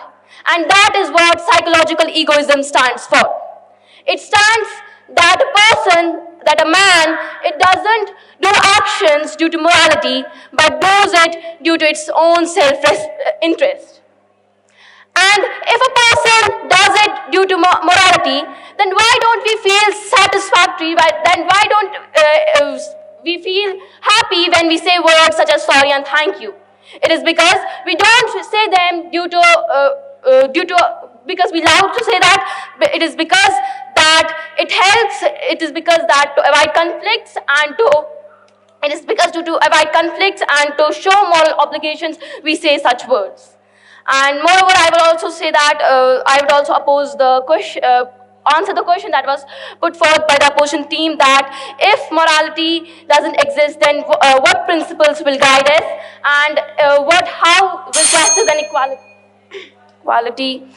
and equality be in the society. So it is because justice and equality, they exist in the society not because of the morality, but they exist due to other alternative means such as human rights frameworks, social contracts, and empathy and compassion. Thank you. Ladies and gentlemen, I only want to make one point right now, just one point. Without morality, there exists no justice. There exists no freedom. Without morality, I wouldn't have been able to stand here today and call what is happening in Gaza a genocide. I wouldn't have been able to stand here today and call it the annihilation of the Palestinian people. I wouldn't have been able to stand here today and call the Israeli soldiers who kill innocent Palestinian children and the aid workers and the paramedics and those who don't deserve to die. I call them terrorists because of morality, because I know that it is immoral. Without morality, I wouldn't have been able to call it for what it is. Ladies and gentlemen, this debate is not just an intellectual exercise. It's not just an abstract argument to pass the time. The side that you walk out of this room supporting matters. The opinion you leave with is not just a reflection of your thoughts, it's a reflection of the world that you want to live in.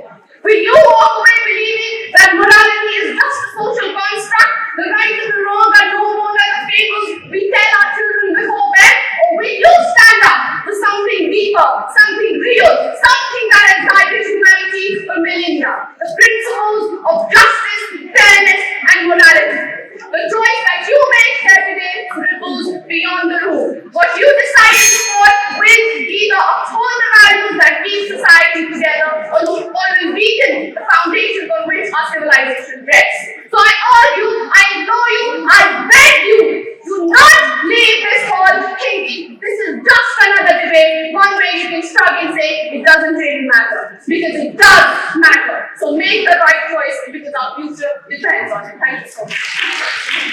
Next, we have Dolphin International.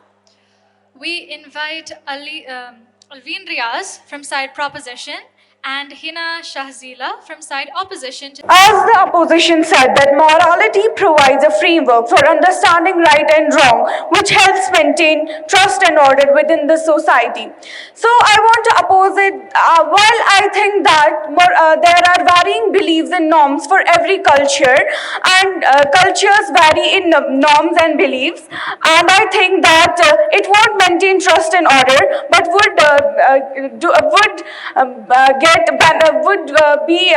there would be conflicts in the society on these beliefs. That practices that are acceptable in one culture might be way less immoral in another. I oppose this point. If we take the case of India, where diverse cultures and religions hide together, we have not witnessed any devastating conflict which emerges on account of social, cultural, or religious background. Next, we invite students from Presentation Convent. We have Basara Mohsin Chisti from side Proposition and Dashya Qazi from side Opposition. Greetings and salutations, esteemed members of the House. Let me tear apart the utter nonsense that the opposition is trying to sell us, which is almost like selling expired milk at a store. Very, very wasteful. They're very utterly, mind you, not so delicious arguments wherein they portray morality as to be this very pure, progressive force. Quite laughable, because the only thing pure about their argument is how pure their delusion is, ladies and gentlemen. Side opposition has time and again come up with the idea of Palestinian genocide, wherein they talk about justice. I tell them this.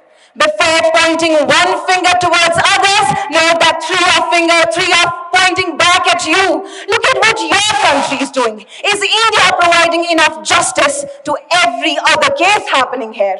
Stop talking about other countries when you can't vouch for your own, ladies and gentlemen. Let me be clear about this. No amount of screaming and shouting can prove your idea wrong. Right when you vouch for something that is pathetically ridiculous, ladies and gentlemen, the lies they call progress. Well, if that was the case, then I hesitate not an inch to argue that I am the Queen of England. So the opposition claims that morality is like a compass, guiding us through every way, navigating through every path.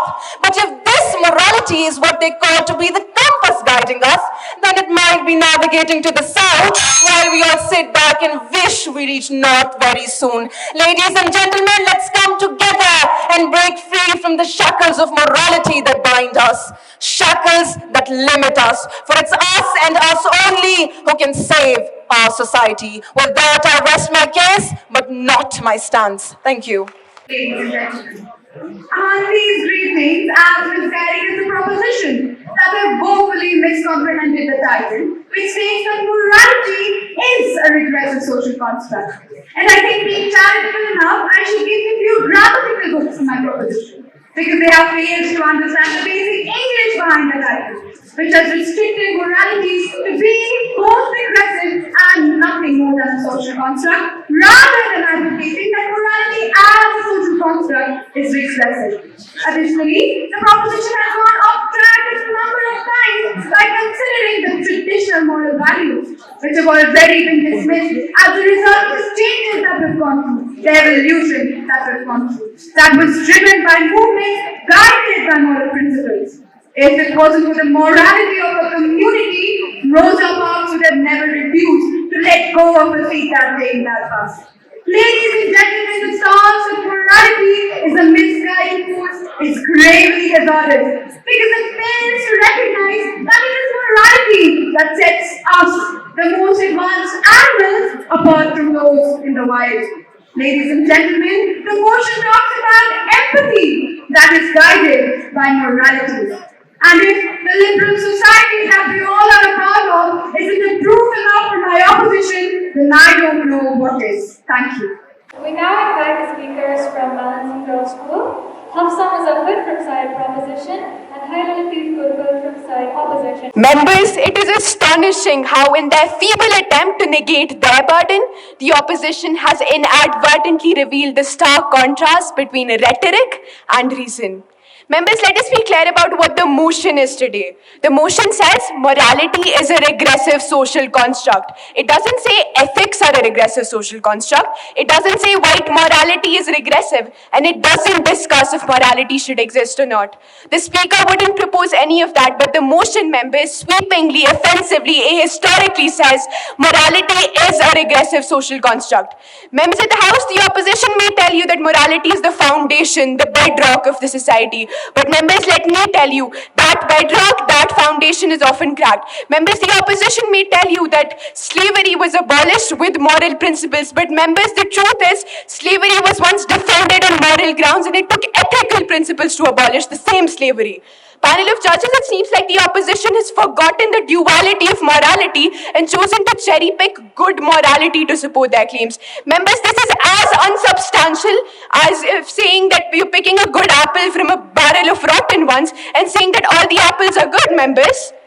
And finally, members, the opposition again and again and again has asked us to imagine a world without morality. But members, we don't need to imagine such a world. We're already in a world we are with immorality, with immorality. And members, it will take ethics to change that world of immorality to an ethical world, not more immorality, members.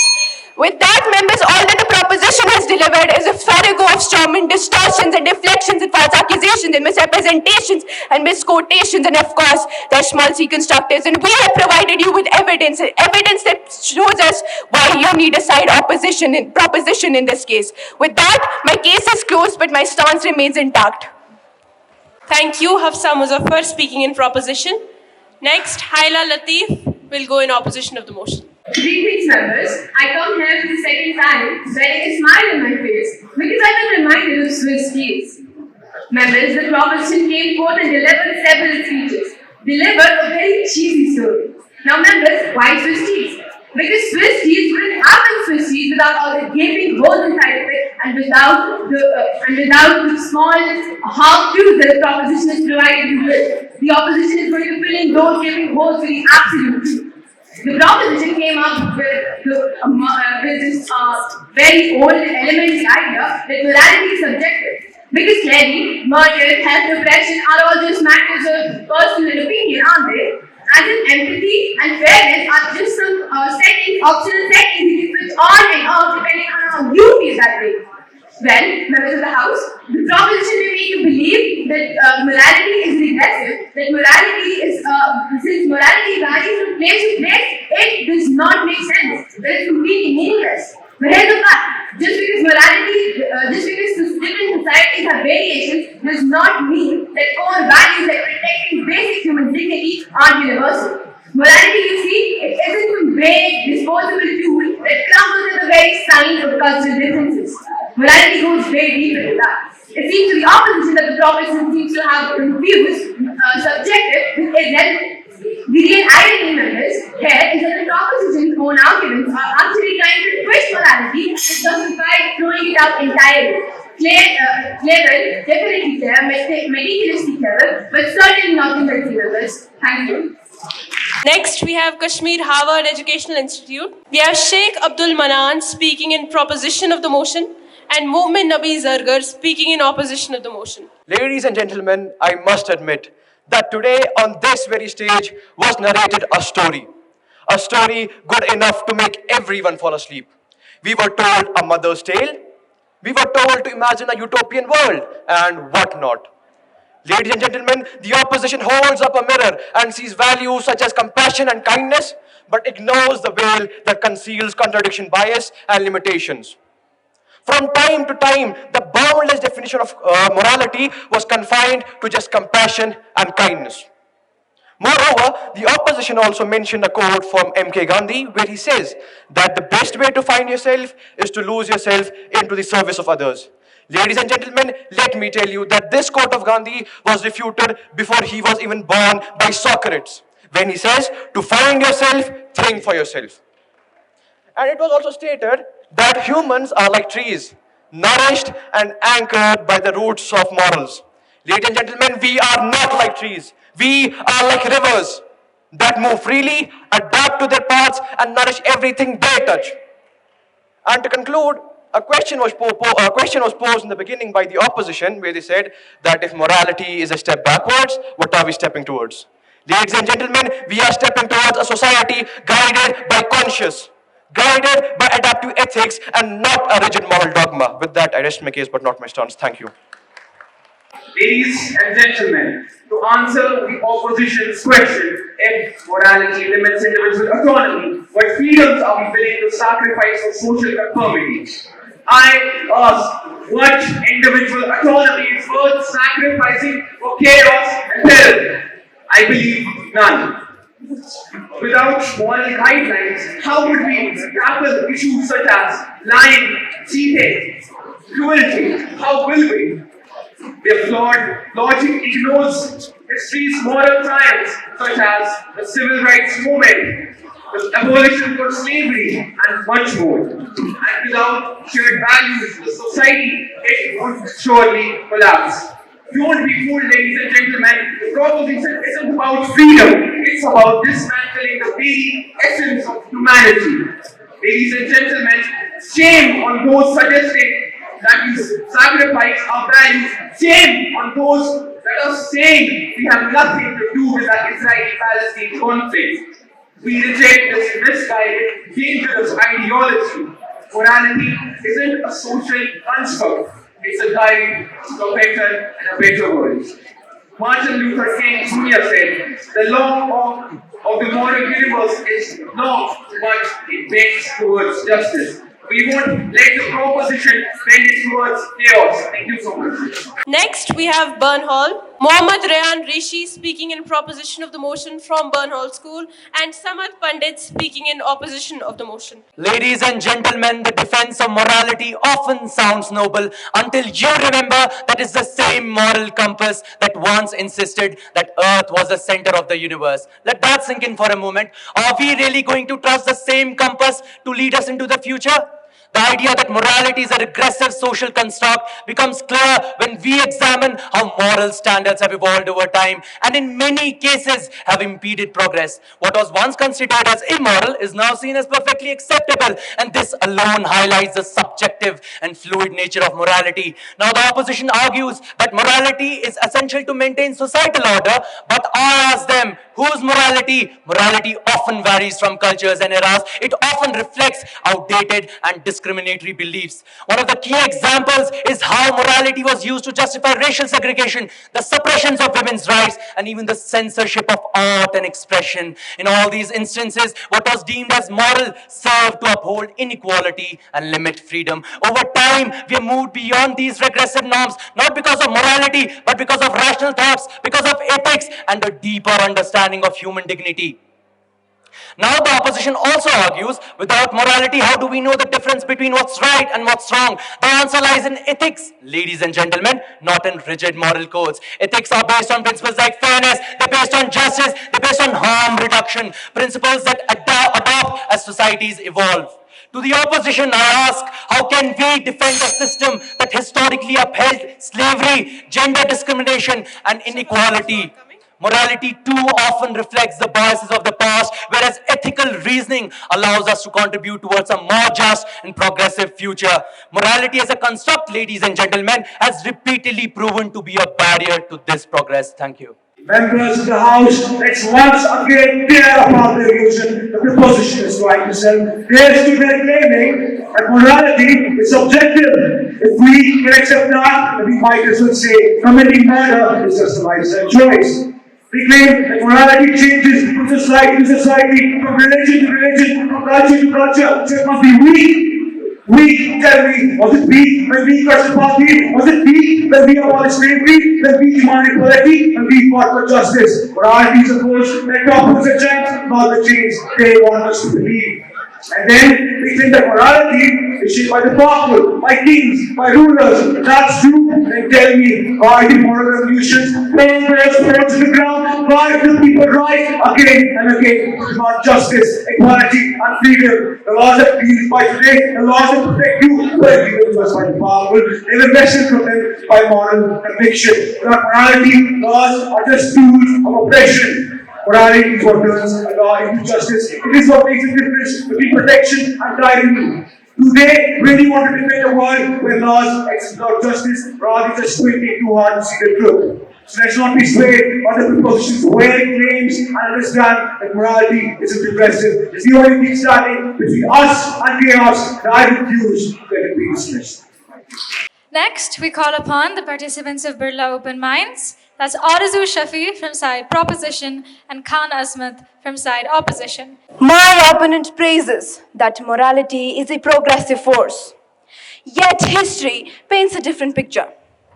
Consider how these moral codes once justified slavery, gender discrimination, and colonialism.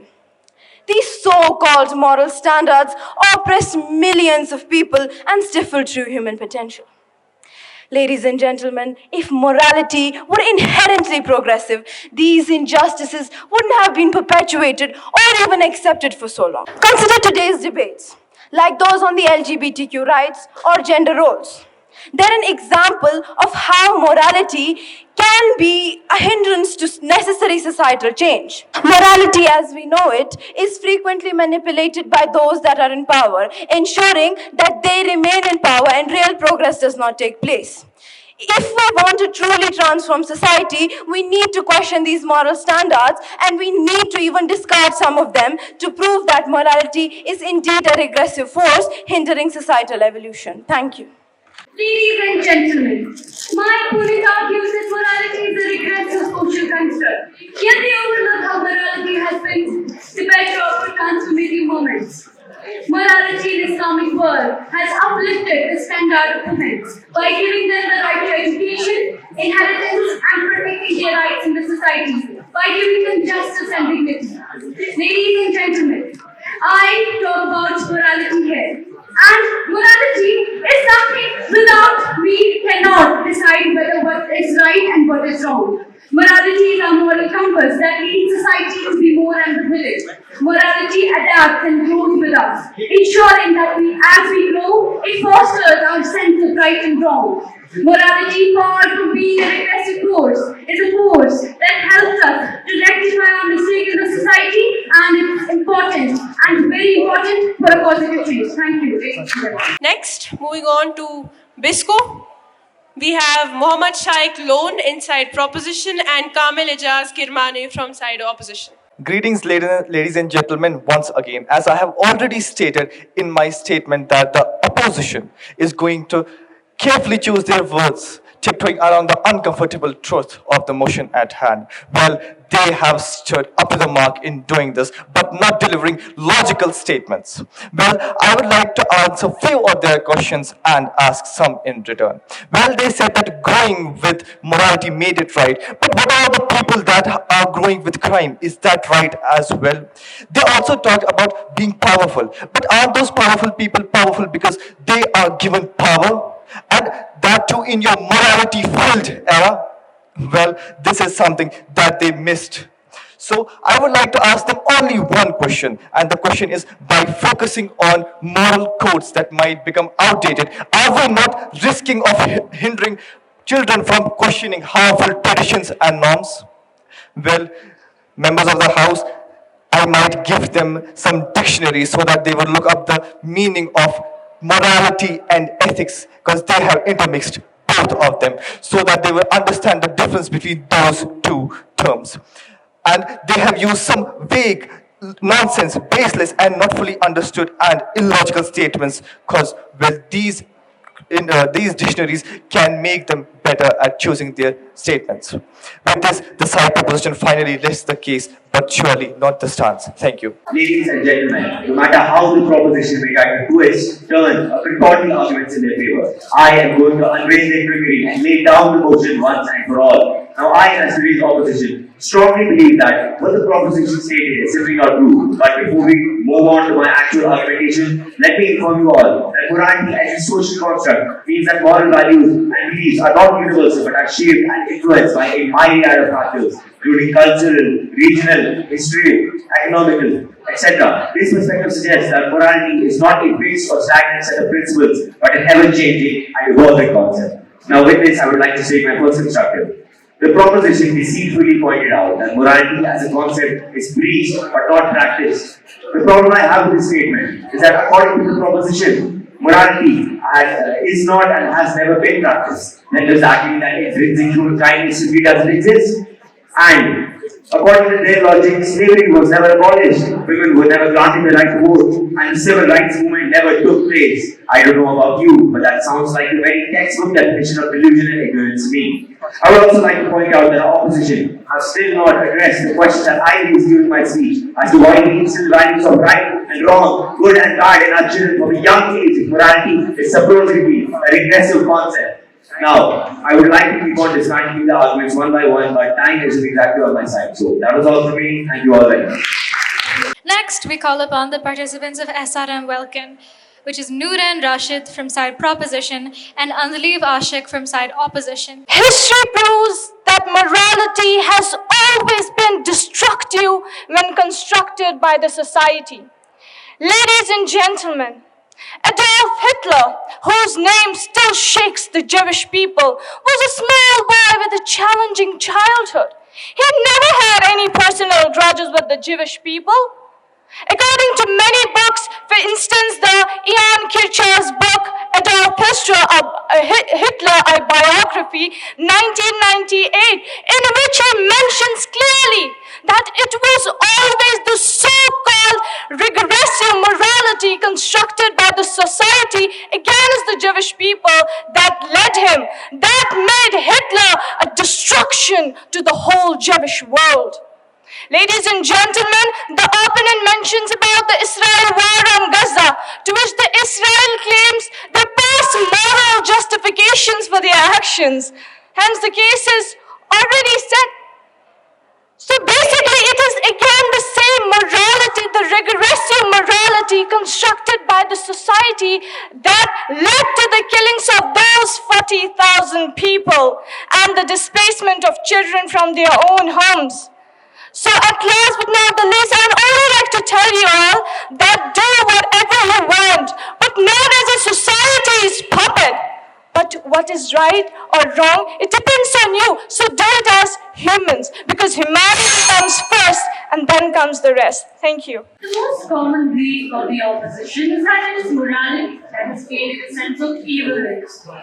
When in reality, morality is a response to evil, not its cause. And evil exists regardless of moral frameworks. But without morality, humanity would definitely descend into chaos and harm. The respected opposition has been highlighted in the past concerning how badly morality was worked towards women, slavery, and child marriage for that matter. But for them, I would say that morality is not a single rigid construct. It evolves, it adapts, and it is because of its evolving properties that the evils like the summary system and slavery are not seen today. For the information of opposition, I would also like to mention that it is not morality that is regressive, it is the misuse of morality that is regressive. With this, I rest my case but not my stance. Thank you. Next, we have DPS Badgam. We have Meher bint Noor from side proposition and Ahlam Zulfikar from side opposition. Good afternoon once again, my lovely audience and the respectful judges. So my opponent has put some very good points, but I would like to respectfully disagree. My opponent has stated how morality builds a stable society and without it we will descend into chaos. But also says, who actually creates this morality? The people in power decide what we should believe as wrong or right. And about the progress, remember the Stone Age when there were no strict moral codes? Still, the humanity progressed. We created tools, we cooperated, and we even created societies without the help of any strict moral codes. We are descending, we are regressing. It's not the progress where we are living right now. And I will still stand on my statement that morality is a regressive social construct. Thank you. Well, I totally agree with my opponent, but what about the violation of moral principles? What about the unethical behavior? And what about the increased crime rate if there is no morality? And if there is no morality, will we be able to take ethical decisions in our life? Will we lead a good example of an exact society? No. So I stand here to tell you people that morality can actually develop a society and it can actually construct a society. Thank you. Next, we invite the students of DPS Srinagar to present their rebuttal speeches. We have Soliha Khan from side proposition and Imam Tahir from side opposition. Ladies and gentlemen, the opposition seems to have fundamentally misunderstood the motion. Saying that morality is inherently regressive does not mean shunning morality altogether. What it means is basing our morality on rationality, empathy, compassion. The opposition stated, very wrongly, that the basis of political truce and peace treaties in the world is morality. What they fail to consider is that morality is not what politics is not derived from morality. Rather, politics is derived from the hunger for power. And this is exactly why morality is regressive. Morality is used by power-hungry tyrants for their own selfish political gains, fooling people like you and me into believing that we are doing what's moral, that we are on the right side of history, that we are morally right. That is why I say morality is the propaganda of elites. The opposition also stated that morality is not stagnant, therefore it cannot be regressive. But unfortunately for them, it is. Morality was stagnant for centuries when women were treated as second-class citizens. Morality was stagnant when slavery existed. Morality was stagnant when apartheid ruled. Morality did not just wake up on one day and decide to change itself. What changed morality was humans like you and me. We changed morality. We changed the regressive, destructive morality of our times. Ladies and gentlemen, the proposition made for naive arguments today. But one among them stands out as being remarkably hollow. They claim that morality is regressive because it's like crimes like slavery, like apartheid, like discrimination. However, ladies and gentlemen, wasn't it morality itself that led people to fight against these crimes? When there was slavery, there was a hairy double to fight against it. When there was discrimination against black people, there was a Martin Luther King Jr. to fight against it. When there was apartheid, there was a Nelson Mandela to fight against it. And ladies and gentlemen, all these injustices were removed from our societies because of morality. Slavery was removed because of morality. Blacks were given rights because of morality. Apartheid ended because of morality. Ladies and gentlemen, morality is the foundation of justice in the world. Morality is the foundation of peace in the world. Morality is the foundation of the world. Thank you. Now that indeed was a fiery discourse. Thank you, speakers, for such a passionate debate. Now, we invite our esteemed judges for a speech. First, I call upon Professor Nigat Fatima to present a speech on her opinions of these proceedings and her views on this topic. Esteemed Principal, worthy Judge Farooq Ahmed Bhatt, dignified guest faculty from other institutions, their participant students and other students from this school, a very good noon and a very warm Assalamu alaikum to all of you.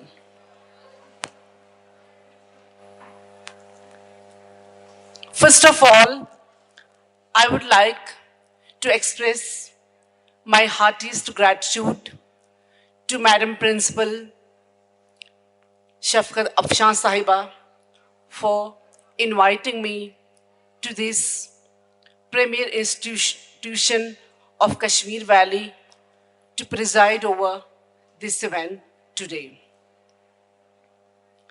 I have always had a great regard, a great love for this institution.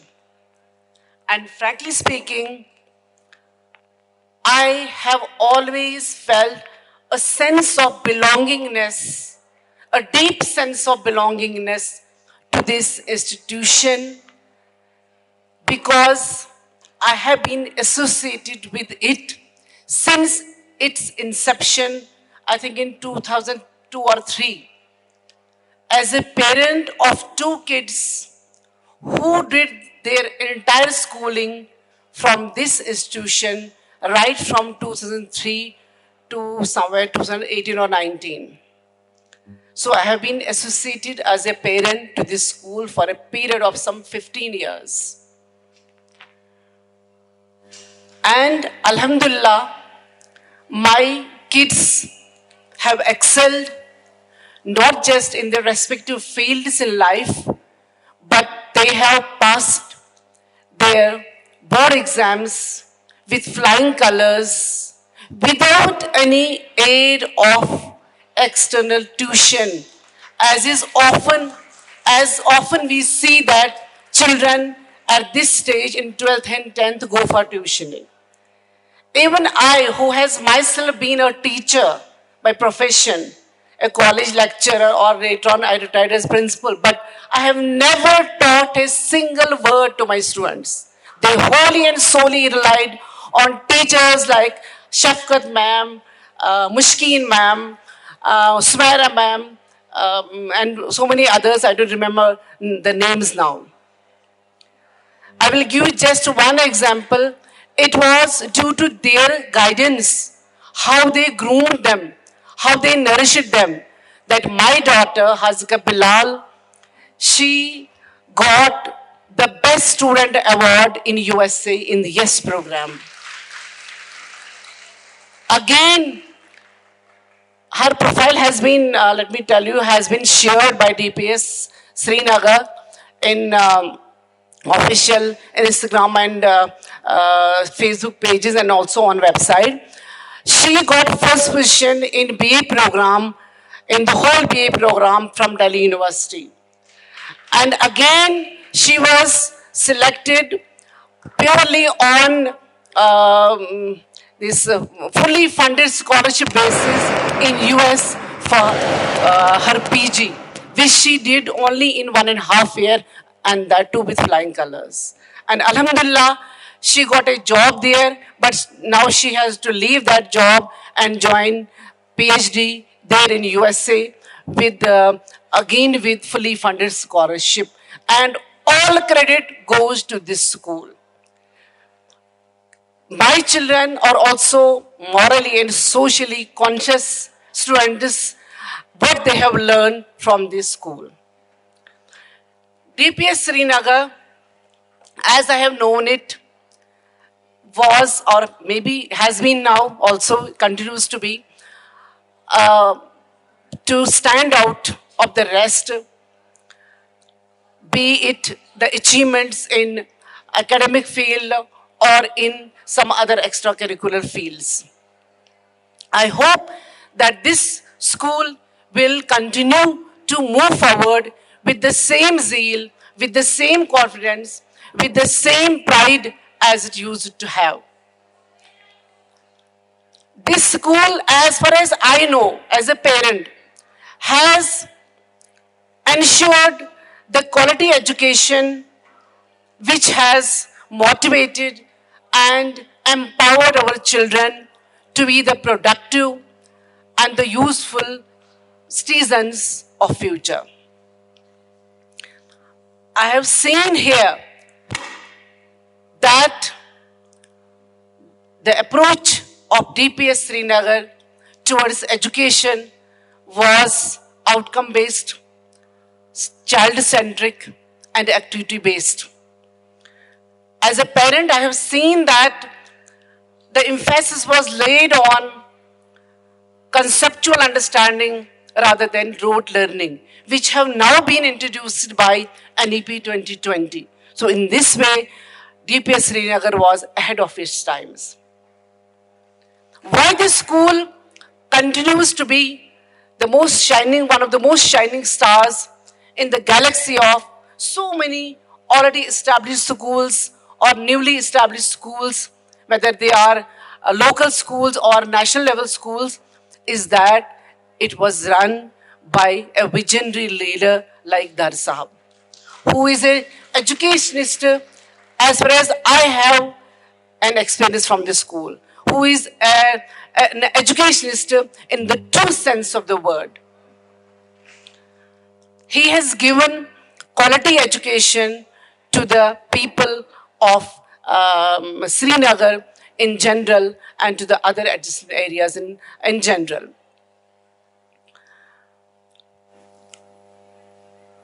I think the main objective of education is to follow knowledge beyond the horizons of traditional mode.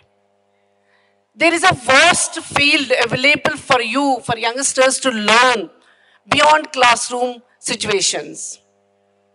In this regard, they have been, or many other schools have been conducting a lot of extracurricular, co-curricular activities or sports activities so that the students can learn a lot of lessons of life.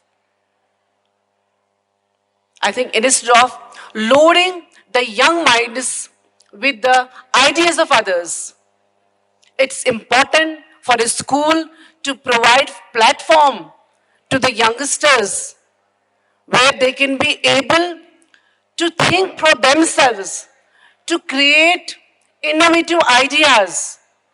They should be given platform to explore their own potential. And conducting debates like this is one of such programs.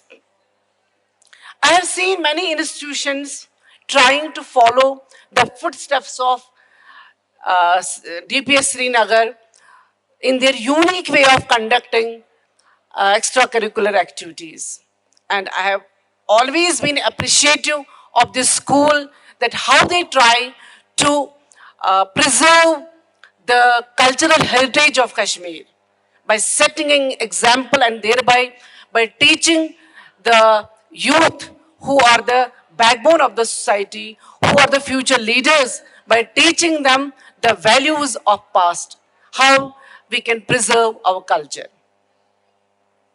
That's why I've seen that the aim of this school has been that they have made socially conscious people, morally conscious, environmentally conscious, and culturally conscious people. So far as today's topic for the debate was concerned, morality is a regressive social construct. It is a very, very debatable topic. I think most of the speakers that spoke here, and apart from the speakers, the audience were against the move. However, the speakers deliberated on their topic argumentatively, having almost all of them have had prerequisite confidence. Their language was good, their tone was effective, and their confidence was also almost all of them up to the mark.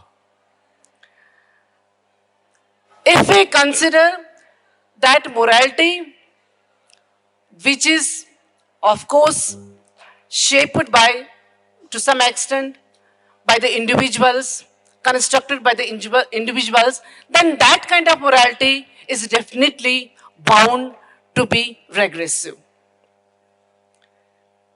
Some people said that strict adherence to moral absolutes can hinder progress. It can hinder even the healthy discussions on some serious issues. It can be true to some extent. When we see that morality, the morality that is shaped by the individuals or the societies is different.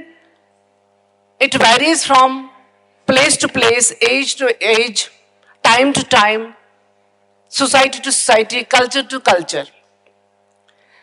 Some moral principles have evolved from historical context.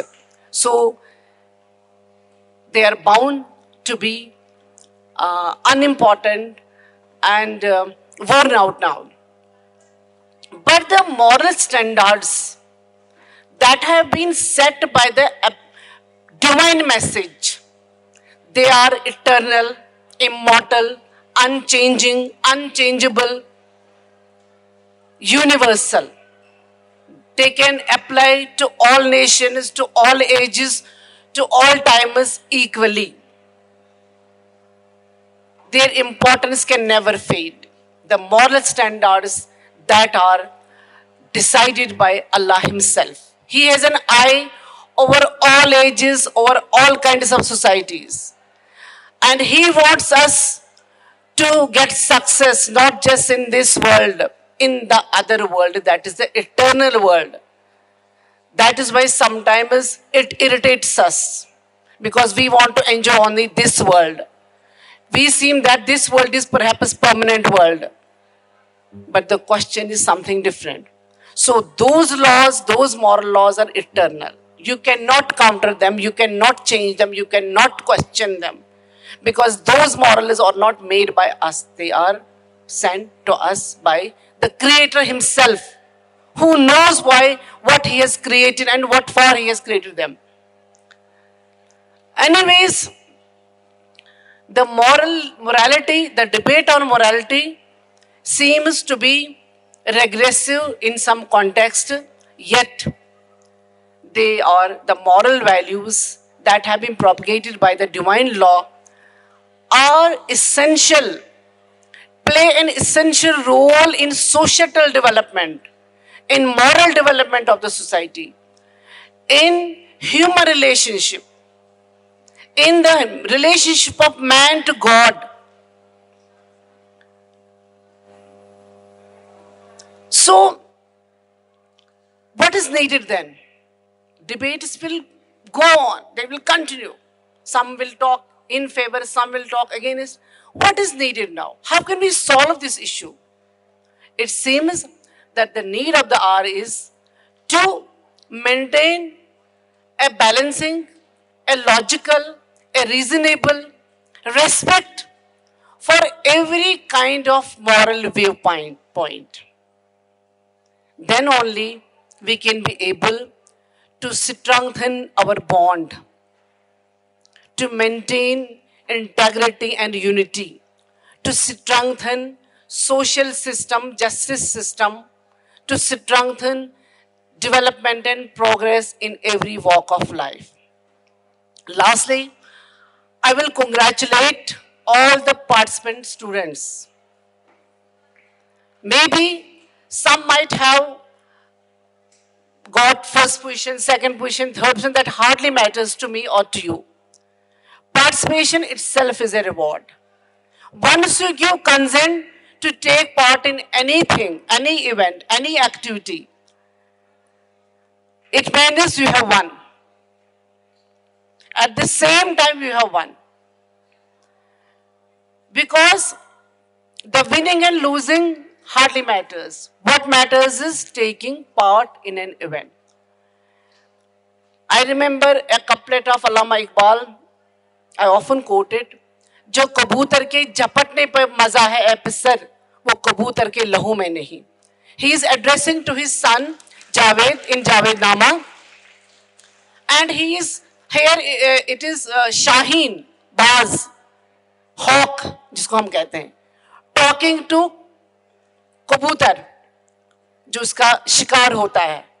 जो कबूतर के झपटने में मजा है. जो कबूतर के झपटना मतलब यहाँ से शाहीन है, वो वहां देखता है अपना शिकार.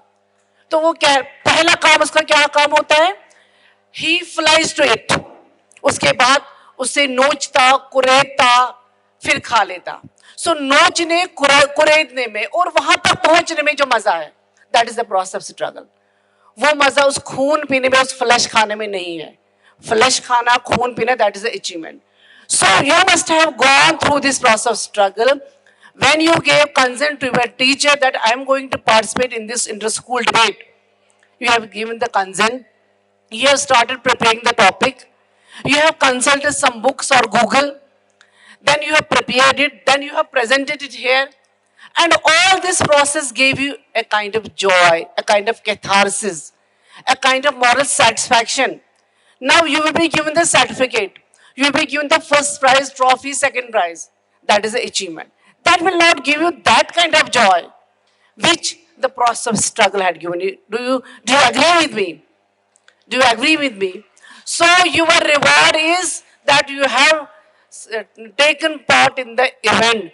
And for this, I congratulate you and to your teachers and to your parents. Thank you. Thank you so much, Professor.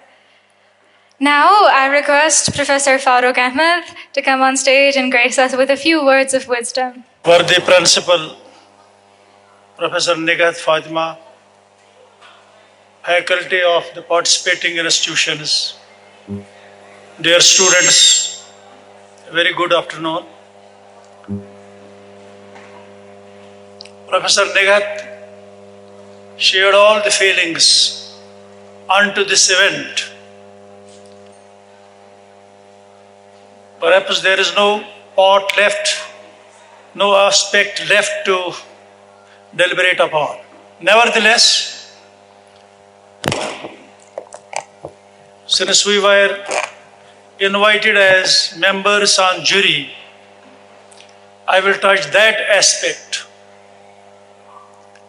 As Professor Nigat already conveyed, that participation is in itself a prize. We are human beings. We evaluated your performance. Some plus minus marks are there. Where human beings, follies are there, subjectiveness is there, though we try to be objective utterly. We try to be honest in our evaluation up to our capacities. But those of the participants who are not getting positions need not go bogged down. They must feel encouraged, and this is a step ahead for them. Whatever we had to suggest, we conveyed to Principal Madam on the sofas. Whatever our failings onto this event,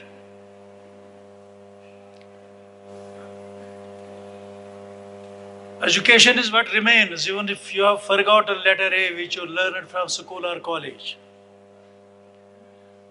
The proposition, the motion of the debate was a bit ambiguous, a bit loaded,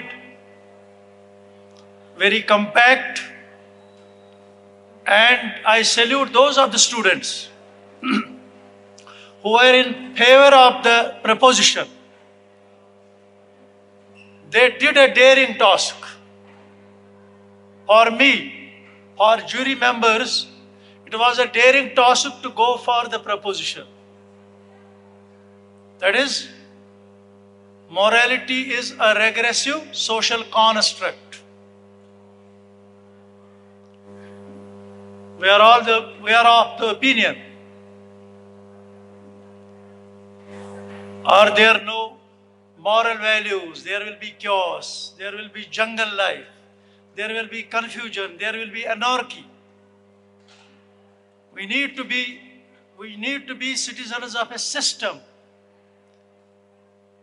So, Shri Ramakrishna, Mahatma Gandhi, Buddha, let us take example as those very people.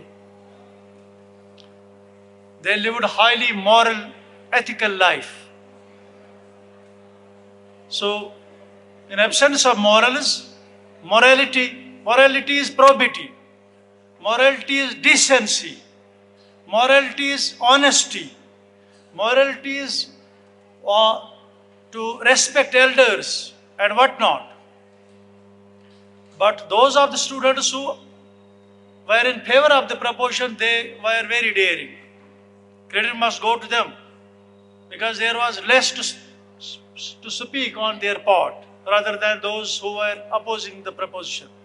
Settle. This was a very good event. This is my visit to this very institution, Madam, Principal Madam. This is my first appearance to this very institution. So I was pleased to see, though I could not see everything, just straight away I reported in this hall. So hopefully, inshallah, I will come next time and I will see things around. But from our friends and colleagues, we have a very good report of this institution. Because kids, our friends and colleagues, were students of this very institution. And they have just excelled in all aspects of life. For that, credit goes to this institution. This is a very good stage for the students to come. And dynamism is there, exposure is there, these are needed, these are the things that are needed now. So, with these words I conclude and take leave of you. Thank you very much. Principal ma'am, judges, teachers,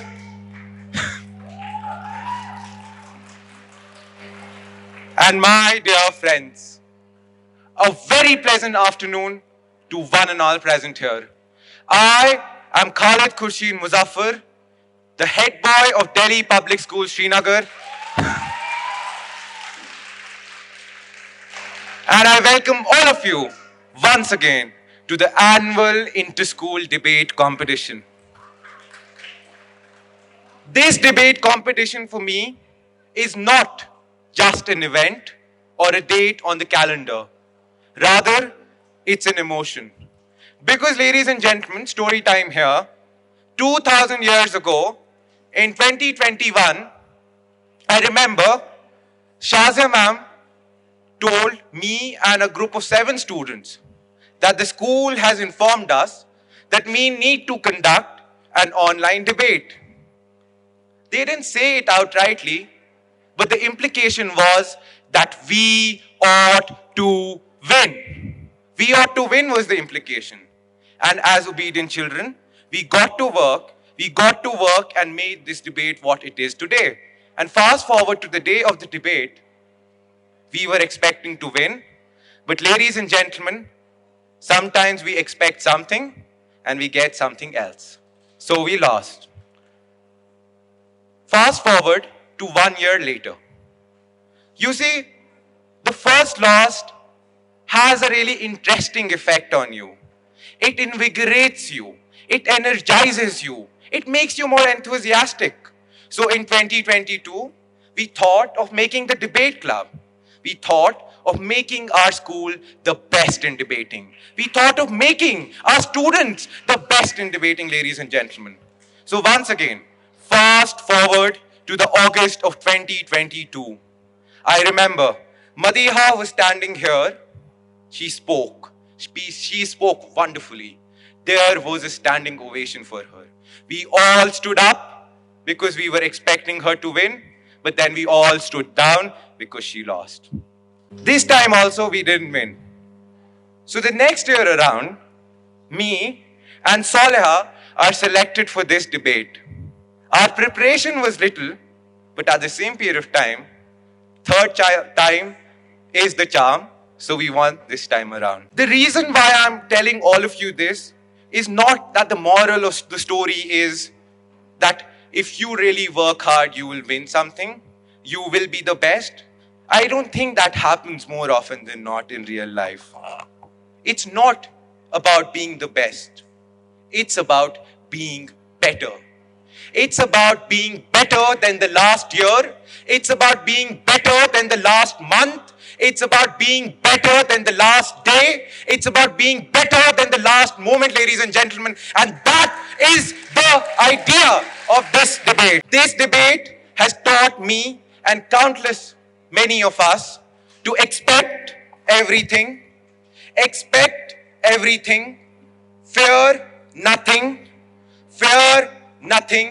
and ladies and gentlemen, hope for everything. Now, ladies and gentlemen, without further ado, we'll start with the award. So, we'll start with the Best Speakers Award.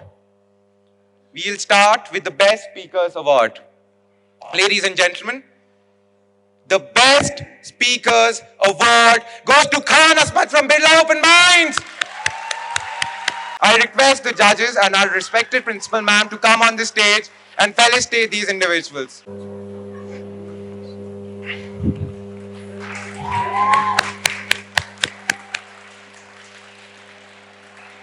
Now we'll move to the Runner-Ups Award. Ladies and gentlemen, the Runner-Up Award goes to Burnhall. I request Mr. Samat Pandit and Mr. Rehan Rashid to grace the stage with their respective teacher to, ma'am, please, to accept the award.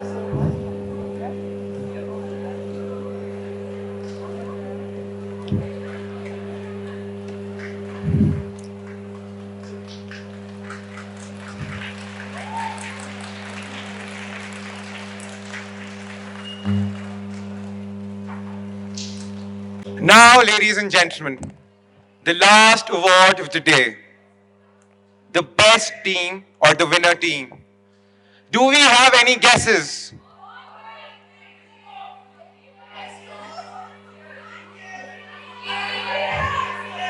I think the voice from that side has got its DPS Srinagar. I request Sola Khan and Imad Tahir to please come on the stage to receive the award. Judges. हाँ तो मैं ही announce करूँगा अकेले तो.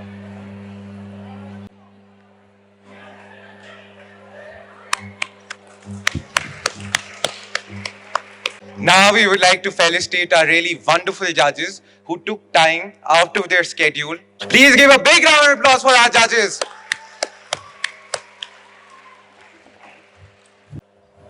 Thank you, ma'am. Thank you, sir. Thank you. Thank you for being a part of the annual inter-school debate competition.